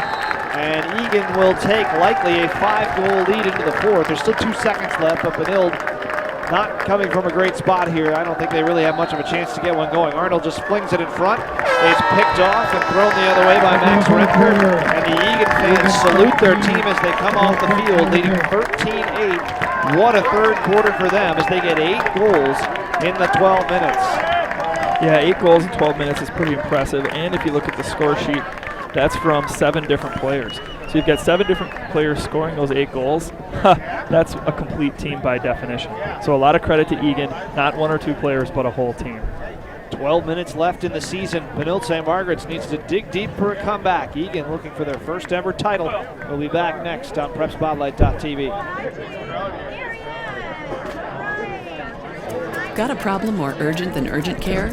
Not so emergent to be a full-on emergency? Want an altogether great experience? Well, then you're on the right path. The Urgency Room. Better service, better wait times, better experience. The Urgency Room. Prep Spotlight wants to help student athletes and requests to take their games to the collegiate level. Contact the email below, editor@schoolspacemedia.com. If you are interested in a recruiting video you can send along to college coaches. Doesn't matter the sport, we can assist in putting together a high-quality piece that can help set you apart. Again, that email address is editor@schoolspacemedia.com. Your home for Minnesota high school sports is PrepSpotlight.tv. Dozens of free live stream games each week. Catch all the action live or on demand. If you miss an episode of Minnesota Prep Spotlight, you can see them all right here on PrepSpotlight.tv. Did you know teenage girls are not immune from addiction? 2/3 think drugs can help them deal with their problems. Know the signs and symptoms. Trust the experts at the Hazelden Betty Ford Foundation. Find resources at hazeldenbettyford.org/families. 12 minutes away from those fans being able to truly erupt, but still some work to do for Egan. They lead by 5. If you're Rob Horn, Scott, how do you change this game as we head to the 4th? I tell you, the cards are stacked against him because he can't just tell his team in a huddle, hey, let's go stop so-and-so. 1 or 2 guys are beating us, guys. Let's shut them down, because that's not the case. With that many different kids getting on the score sheet today for Egan, it just tells you how balanced they are, how aggressive they are at all points of attack. For Horn, I guess you try to win as many faces as you can, be smart with the ball, continue to, they've been liking the matchup with the short stick against the short stick, and so they've got to work the ball to that, and now they've got to start to just simply be quicker about it. Again, Swenson out there for that draw, and again, Hoffman wins it. And Egan can not only pile onto their lead, but take their time doing it here. We'll see if they decide to do that. That's not really in their DNA. Yeah, offensive quickness is what Benilde needs on offense, but they needed defensive aggressiveness too. You're down by 5 with 12 minutes left in the season. You need to be all over their hands all the time. This is Mills coming out from behind, hands it off now for Pfeiffer. Pfeiffer ducks inside 1 and 2, gets himself free for a second, then lost the ball, and it's scooped up there by Seamus Foley. What a great play by Foley. That's something that can help Benilde get back in this. They make a pass here, make this clear, get things going in this 4th quarter. And Williams, look at him break up the field. Finds Wrigley on the far Look side, at that. and here's Eliason. And Eliason across for Hose, and he decides against the shot. They'll set it up with Van Overbeck and now Weber. Benilde was clearly offside there. The refs missed it with him breaking up field like that, trying to be sneaky. Eliason made a great play for his offense. He got the ball down. The refs just missed the fact that Benilde had 7 guys out there.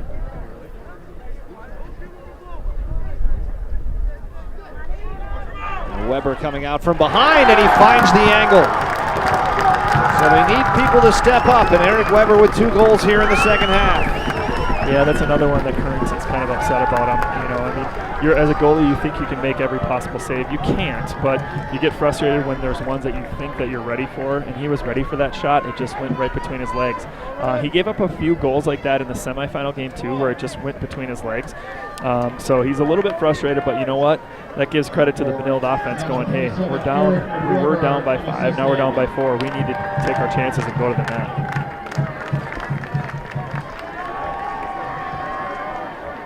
Swenson and Hoffman back to the middle with 10:38 remaining.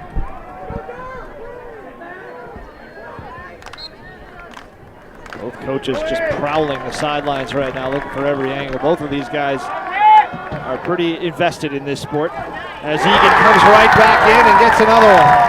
And it's Isaac Pfeiffer. Yeah, Hoffman made a great play.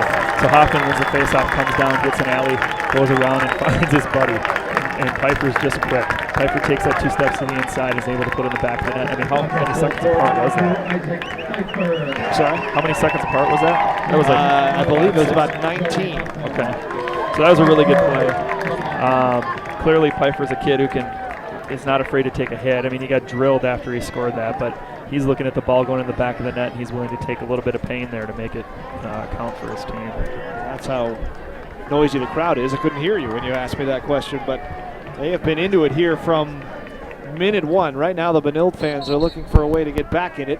False start here, and Swenson gets a win over Hoffman. They need a goal on this possession, you would think, Benilde. So the other thing that I'm noticing too is that by having, being so prescribed and being so D-midi structured, that then Benilde simply can't just win a faceoff like that and go down and dodge because he doesn't have any of his dodgers on the field. And so you've got to wait the substitution game out. You've got to get your ones back out there, and that takes time. And so when do you start to switch that up? When do you start to put your ones in the wing so that if they happen to pick it up or if they win a faceoff, that they can go into immediate dodges? Because this just simply takes too long, and this kind of strategy is going to end up hurting Benilde if they stay with this. This is Elin. There's just not a lot of space in the middle. They haven't had those free runners coming through that Egan has had today, and credit the long poles of the Wildcats. They don't get a lot of attention on this team as Weber tries that same shot again because of their offense. Yeah, they don't get a lot of attention, but they sure deserve the respect. And so that's what I've noticed from the last couple of games of calling them and just kind of watching them play together as a unit. They're a really strong defensive unit that feeds off of each other. So when one guy steps out, the other guy is off ball split. He steps into the inside, the other guy gets on hands, and they just recover really well as a defensive group. They're a top 20 defensive team this year. They gave up 6.9 goals per game. They scored 15.6. The only team that averaged more than that is St. Michael Albertville, and of course St. Michael Albertville's playing a much easier schedule. They play a lot of northern teams, a lot of newer teams. So you can really put some impressive numbers behind Egan, what they're doing to South Suburban Conference teams and all the talent that's down there. That's Elin and Shear getting both short sticks on one side of the field. So that's clearly what they're being coached up to do, is match up against the shorties and then dodge, and they're both doing it right now. Doesn't come to much there. Now Arnold, he has to deal with Pixler. Again, this is just killing a lot of time right now. Yeah, and that's 2 minutes on this possession. Yeah, that's Arnold's first shot of the game. And now Elin, he'll have to just force one, and he kind of bounced it off Mills and over the net. Yeah, that wasn't the best take because it was after he stood still, the defenders had a chance to set their feet. The goalie could watch the ball, and it really wasn't even on net. Now Van Overbeck, and that's another, just see a little bit of space, a little glimmer of light out there and fire away. But there's not a lot behind these efforts right now for the Red Knights, down by 5. Weber gets it out for Arnold.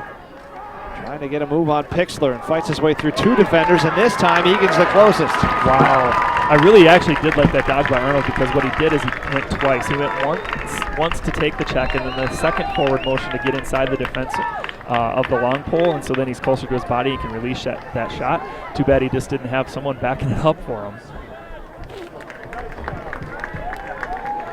Now Cole Powell for Egan. That was a really good clear by Egan. They just took their time. They found the guy who was open and kept moving the ball up the field. Really smart, really good, disciplined clear. And now they've got the ball with 8:10 left here at the end of the game in a 5-goal lead. Mills against Shearer. One more here for Egan, and the mountain starts to get really tall for the Red Knights. And Shearer draws 2 flags with that hit, so that's not going to make life any easier for Rob Horn and his team. Yeah, and Mills is just so left-handed and so strong to his left hand that he kept coming back to his left, and Shearer was getting frustrated because he was playing him to that side. And then Mills is just quick, and so he got a little bit of ahead of him, and then Shearer pushes him over, and he's going to be in the box for 30 seconds. Another opportunity for the Egan man up, and these guys, when I saw from the first couple times they were on man up, they just pass, and then they look for that shot. And so look for Wirtz to be over here by this number 20-yard line and see what he can do. Powell along with Sorensen. Looks like Propson is back out there here. And Pfeiffer, Diffley operating in the middle. And of course Wirtz out on this wing. And they'll work the clock. Looking for a quick opening. Wirtz steps right around Eliason, and Williams shuts him down, and that's a huge save. Yeah, that was Jack Wrigley getting his stick up in the shooting lane and knocking it down for his goaltender. So Wrigley knocked the ball down, which was really nice to see. And now he's got an opportunity to pick it up over there on the far side. They don't get it. Propson finds Wirtz. There's the shot, wow. A chance to tie Lindahl, and it's stopped by Williams that time. And Wrigley the first time, and Williams the second time, and Wirtz threw a little late swat out at Wrigley on that play. Wow, what a great save by Buzz Williams. I mean, that you were just kind of mentioning a backbreaker, kind of a next goal scenario for Egan. Well, Buzz doesn't want that to happen quite yet. Shearer passes it up now, Weber. Van Overbeck coming around. Takes a quick jab there from Bicellio. Then he gets passed off to another defender. Arnold trying to shake Powell and scores.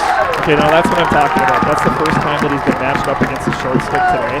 And so what Arnold can do is he can just do a jab step to his right, get Powell to lean a little bit to his right, and then Brian just bursts back to his left hand. And he seriously has one of the hardest lefty shots in this league. And so he's a kid who can step in there on the high, mid-range shot and just rip twine, and that's what he showed on that play. 6:30 remaining in the game, and life for Benilde St. Margaret's, but they need another one soon. Yeah. Coleman Reese will take this draw, and do you need to win this draw? Yeah, I mean, we're getting down there. We're down by 4 goals with 6:30 left. I mean, you got to get, because if you can go back-to-back goals for your team, then you can also work on thinking about getting the next one. And Hoffman wins clean. Yep. He has been good today, and that's what Bob Felter said. He thinks that Hoffman is as good as a face-off man as anybody, and he has been numbers-wise, but Holmbrink for Matamida is just so big that he couldn't muscle him. And today he certainly has the size advantage on Reese. And then, of course, the long stick disadvantage for Swenson. Yeah. Joey Hoffman's been a player in this game. I mean, you can't discard what he's been doing because without him, they just don't get this many possessions. And so, it's one of those hidden gems of the roster. If you look down the score sheet, I don't see 11 with a goal. I do see him with an assist because he made a great play on that one where that they've scored on in this quarter. But he's a kid who's just grinding it out for Coach Felter, working hard at the faceoffs, winning them, get possessions, and continuing to push the ball up front for the team in white, looking to win what would be their first state championship. Yeah, we gave Jack Dessler so much credit for Prior Lake last year, dominating the faceoff circle. A little more subtle for Hoffman today because it's been over the life of the game, whereas Dessler did it for the first 8 minutes. Prior Lake just ran away with the score line and never looked back. But over the course of the game, you feel like in the circle, Egan has just kind of ground Benilde St. Margaret's down. We had a 5-5 game at halftime, but it's been all Egan in the second half because Benilde really can't get the ball to start possessions. And they don't have the fast break contingent, as you mentioned, because they do have to change the personnel up. So an interesting dynamic to this game. And you're doing a great job of summarizing this up. It sounds like you do this job from time to time, Charlie. You're spot on with that. I mean, I feel like that's been the overall game breakdown right there, and I think you hit the nail on the head. And so what has to change for Benilde with 6:11 to go down by 4? It's play fast, play hard, never stop, don't give up. We've got to push it. And they've got to do it on both ends of the field. They have to do it down here on defense. They can't just let Egan do what they want to do. They got to get on their hands, they got to chop down, they got to anticipate passes, and then they've got to do the same thing on the offensive end of the field. They've got to push, push, push. This is it. Okay, this is the season. There's 6:11 left. You guys, you got to put everything you have into these next 6:11 and see if we can steal this or maybe even push overtime. I get 4 days of a free lacrosse education every year, so I try to pay attention. That's about it. Well, you want to learn some algebra too, you can show up at Jefferson C107 and we'll get you going on that. That would be remedial for me, but sure, I could probably use it. Cole Powell behind the net now for Pfeiffer. And that pass gets through, and there's a free one for Benilde St. Margaret, so they can't count on those for the rest of this game, but they certainly need to take advantage of that mistake. Yeah, you can't count on them, but you can capitalize on them, and so that's what they need to do right now is capitalize on this free given opportunity. Look at Elon run right down the middle. Trying to beat Pixler to the spot. Mills picks him up too, and the help comes in, and they might win it back here as the push will go against the Wildcats. But he's going to get Remker. Right, but lacrosse is a team game. You can't just run through 5 defensemen on your own, move the ball, make a pass, and then get it back and then shoot and score. Here is Arnold. He gets a good screen. That one, pardon me, it was Elon. Arnold with the screen, and Elon with the shot high. And now Weber. Vecellio behind the net, just jabbing away, putting him off, making sure that angle gets steeper and steeper. Now Arnold to the middle, but they have him there. Another shot, he scores anyway. I'm telling you, that's a weapon. Right? That's a force. That kid is a weapon and a force, and he hadn't been on the score sheet at all today. And now he said, you know what, guys, I'm sick of this. I'm going to get the ball. I'm going to step to the inside. What I noticed was, though, was a miscommunication in the Egan defense. They kind of bumped into each other because they didn't know who had ball yet, because they hadn't really been given a chance to set up their defense and make their calls and then understand who the first goal was. And so there was a little bit of miscommunication, and that simple hesitation allowed Brian Arnold to step to the inside. He gets to the middle of the field, and when you're standing in the middle of the field that close to a goal and you have that hard of a shot, it's going to go in. So now it's a 3-goal deficit with 5:13. It becomes a little bit more comfortable for the Red Knights. And again, another big draw here. It is Reese to take it. And he does win it forward, but Hoffman able to get that body position. and roll it ahead. Sorensen, though, having trouble picking it, and does just in time. Yeah, that was a really big ground ball, and Hoffman took a chance, right? He did the I'm going to roll it to my buddy pass instead of trying to be aggressive and make the over-the-hand pass, but it worked out okay. Now Egan can really do what they don't usually do, and that's play a little bit slower. Now, how many times in a row has Paul gone around the corner like that and just shot parallel to the goal line? That time he didn't. That's a smart play by Paul. I like that adjustment on his part. I'm going to give that kid credit for that as much as I've been criticizing him for shooting parallel to the goal line extended. They bring it back out for Mills, one-on-one with Swenson. And Swenson goes for the chop, doesn't have it. Mills hits the post, and now it's a foot race. And Propson's the first one there, trying to let it run, and he gets the push anyway. Yeah, I mean, that's that same dodge from Egan. Let's run to the middle of the Storm logo and then attack the other team. And so that's them doing that again, the same kind of offense they've been running all day and all weekend. And they get it in front, they score, it's Mills. And that's a killer. Man, he's so quick. And that's the thing you just can't prepare for. You can watch this team on film and you can say, hey, they're going to run this set, they're going to run this kind of dodge, and they're going to go here and do that. But what you can't see is how fast this Egan Wildcat team is. Pfeiffer is so quick and change direction. You've got Mills' speed, then you've got Wirtz with his really quick decision making. He's got that first step, and then he switches hands, and then he toe drags, and then he gets that shot. So this is all the kind of stuff that you don't really see on film. Boy, when you come to watch this team play live, wow, do you respect their speed.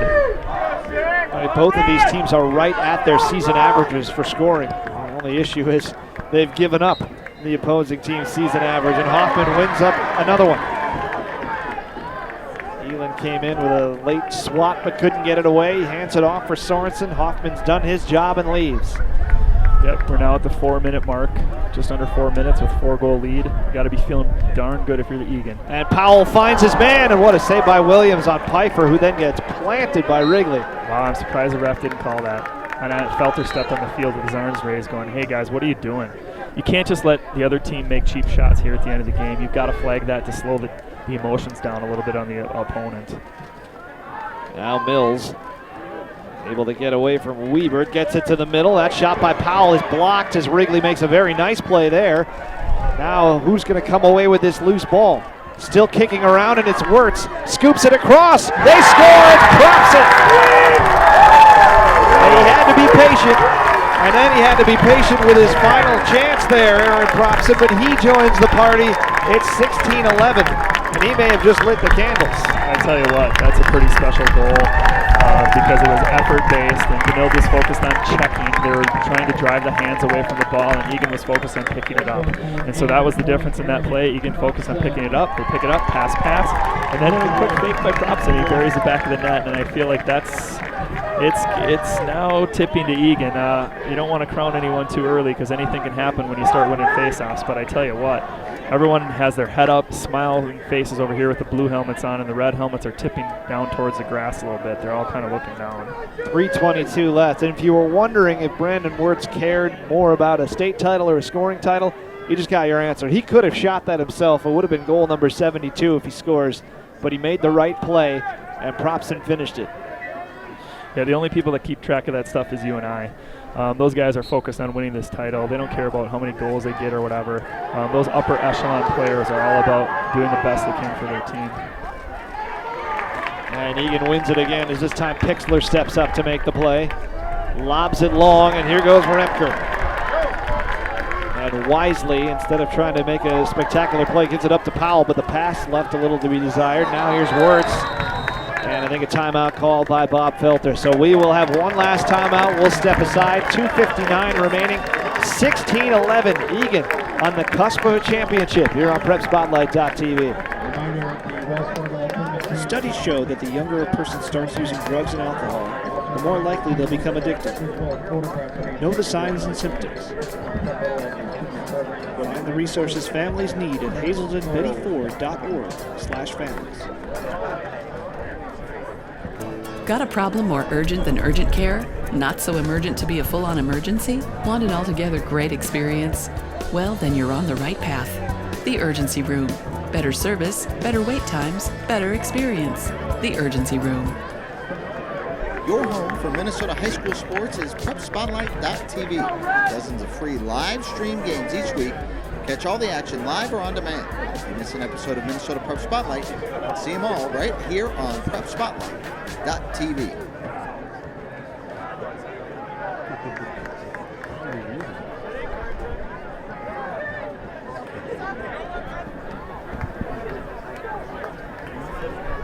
So 2:59 left on the clock, and Egan up by 5.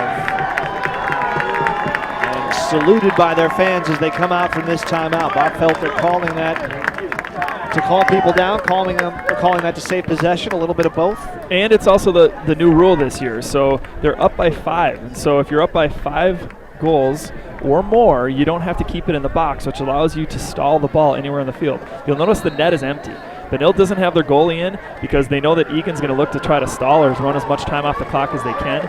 And Egan can do that from anywhere on the field. That one knocked down. The net was empty there, but Remker can't pick it, or rather Wrigley can't pick it.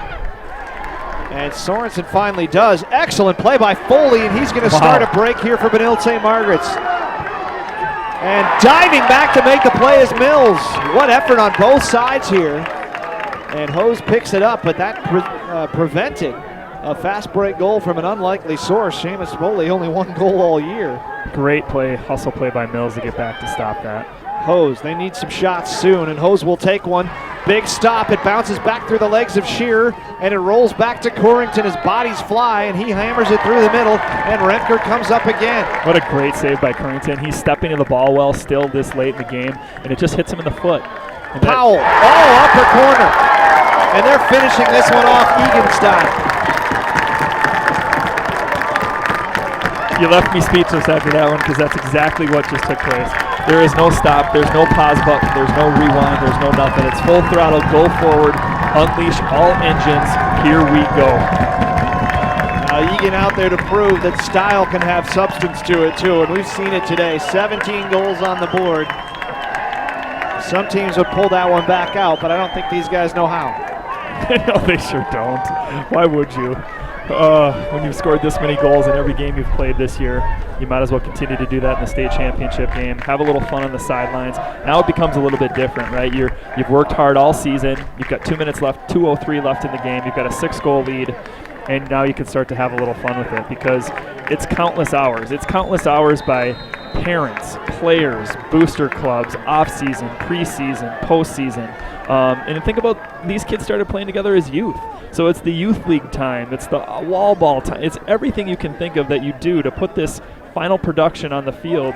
And now they can enjoy it. They can soak it all in here for the last 145 that we've got, and they can appreciate it. And their fans have earned it, their team has earned it, and these kids are playing with their heart. Mills out in front for Propson, and there's number 18.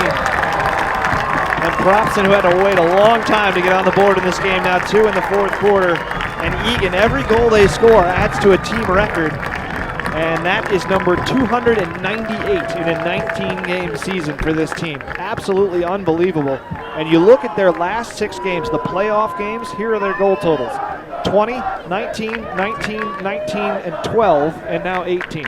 These are against playoff caliber teams. I mean, this is, St. Thomas, Parker Cottage Grove, but then Lakeville North and Matamidi. Matamidi is the only one that were able to hold them down even a little. Oh, that's impressive stuff. A ton of credit goes to Felter and Matea for that. These guys have really, conditioned this team to play like this all season.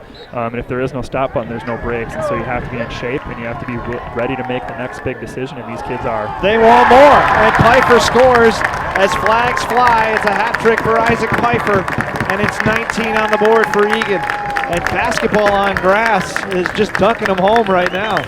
Well, and, the officials needed to do this. They could have done this a couple goals ago. It's that extra late hit, that extra push by Benilde, because they're clearly frustrated. They're sick of, having Egan just continue to run and gun this late in the game. And so the Red Knights are getting a little bit frustrated. That's a frustration penalty. Coleman Reese with that one. And we're going to get some changes here. And one of them, I believe, is that a net for Egan? Yep. It is, number 45, and that's important. That's Mitchell Vries. Mitchell Vries is one of the team captains. Get your senior out there, yeah, right? He gives away to the junior, Jack Corrington. This is a guy that's played just a couple games this year, and he gets out there to finish off the state title. That's a nice move by Bob Felter. Yeah, put all your seniors out there. You've got a new long pole out there, 32 in the middle of the field. 32 is Zach Merwin. Just a freshman. Yeah. So you rotate everyone in, let everyone play. As a coach, you dream of being able to do that in a state championship game. It barely ever happens where you can do that. Vrees might be called upon for a save here, but he won't because of the work by Joseph Gallus, the sophomore defender, to knock the stick of Swenson. So the countdown on here, 1:24 remaining. And the clock stopped for the moment. And Benilde, what a run they've had here. And there's the goal as Vrees can't stop the shot from Edmund Hose. Yeah, but that shot stung the corner. I mean, this is how, you wonder how did Benilde get here if they're down by this many goals late in the game? Well, they got kids like Edmund Hose who can step around the goal line and just sting a corner. So it's not that Benilde isn't talented or a good team. It's just that Egan is Egan right now, and this is their peak. This is their peak performance, and they're playing like it, and it's Celebration Wildcats. Yeah, these two teams used to play a lot during the regular season.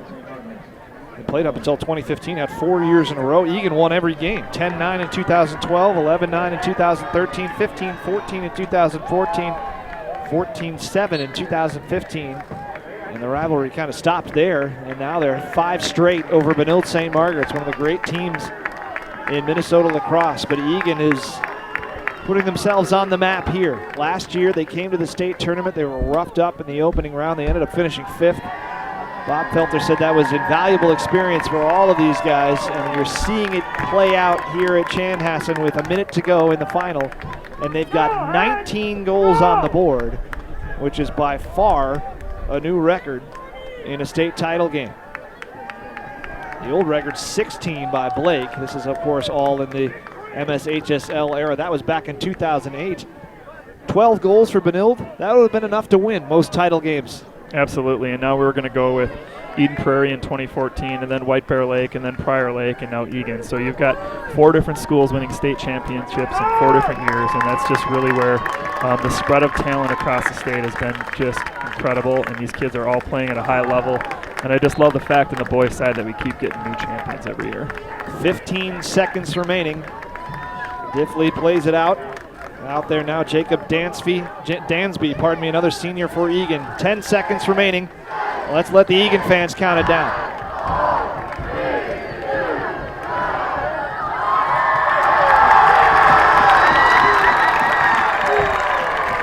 For the second consecutive year, the state championship goes to the South Suburban. Prior Lake last year, Egan this year. A 19-12 performance, and the Wildcats win it, and they win it their way. Yeah, what a special, game for a special team that had been doing this all year, in and out. The only blip on their radar was that, Eastview lost, if that was it? It's a pretty good Eastview team to lose to. Right. We didn't get to see them in this tournament, but that was a special Eastview team. Yeah, and so now Bob Felter had the advantage of having his rain jacket on because there was rain in the forecast, so he doesn't feel the effects of that full Gatorade bath that he's richly deserved here as he comes to conclusion of this season. So you only think it was because of the rain. Right. Well, he's pretty cagey and wise. He seems like a guy who would be ready for that. So what a fun day, what a fun weekend ahead for the Wildcats. I mean, they worked hard all season for this. They've been playing at a high level, and they've had different players, like you said, the Diffley step up and other players filling in for injured guys throughout the season. Just a complete and total effort by the Wildcats, and all the credit goes to their coaching staff and everyone else who supports them to get this far. Oh, what a tournament this was. Obviously, all the close games we had in this one, even though it ends up as a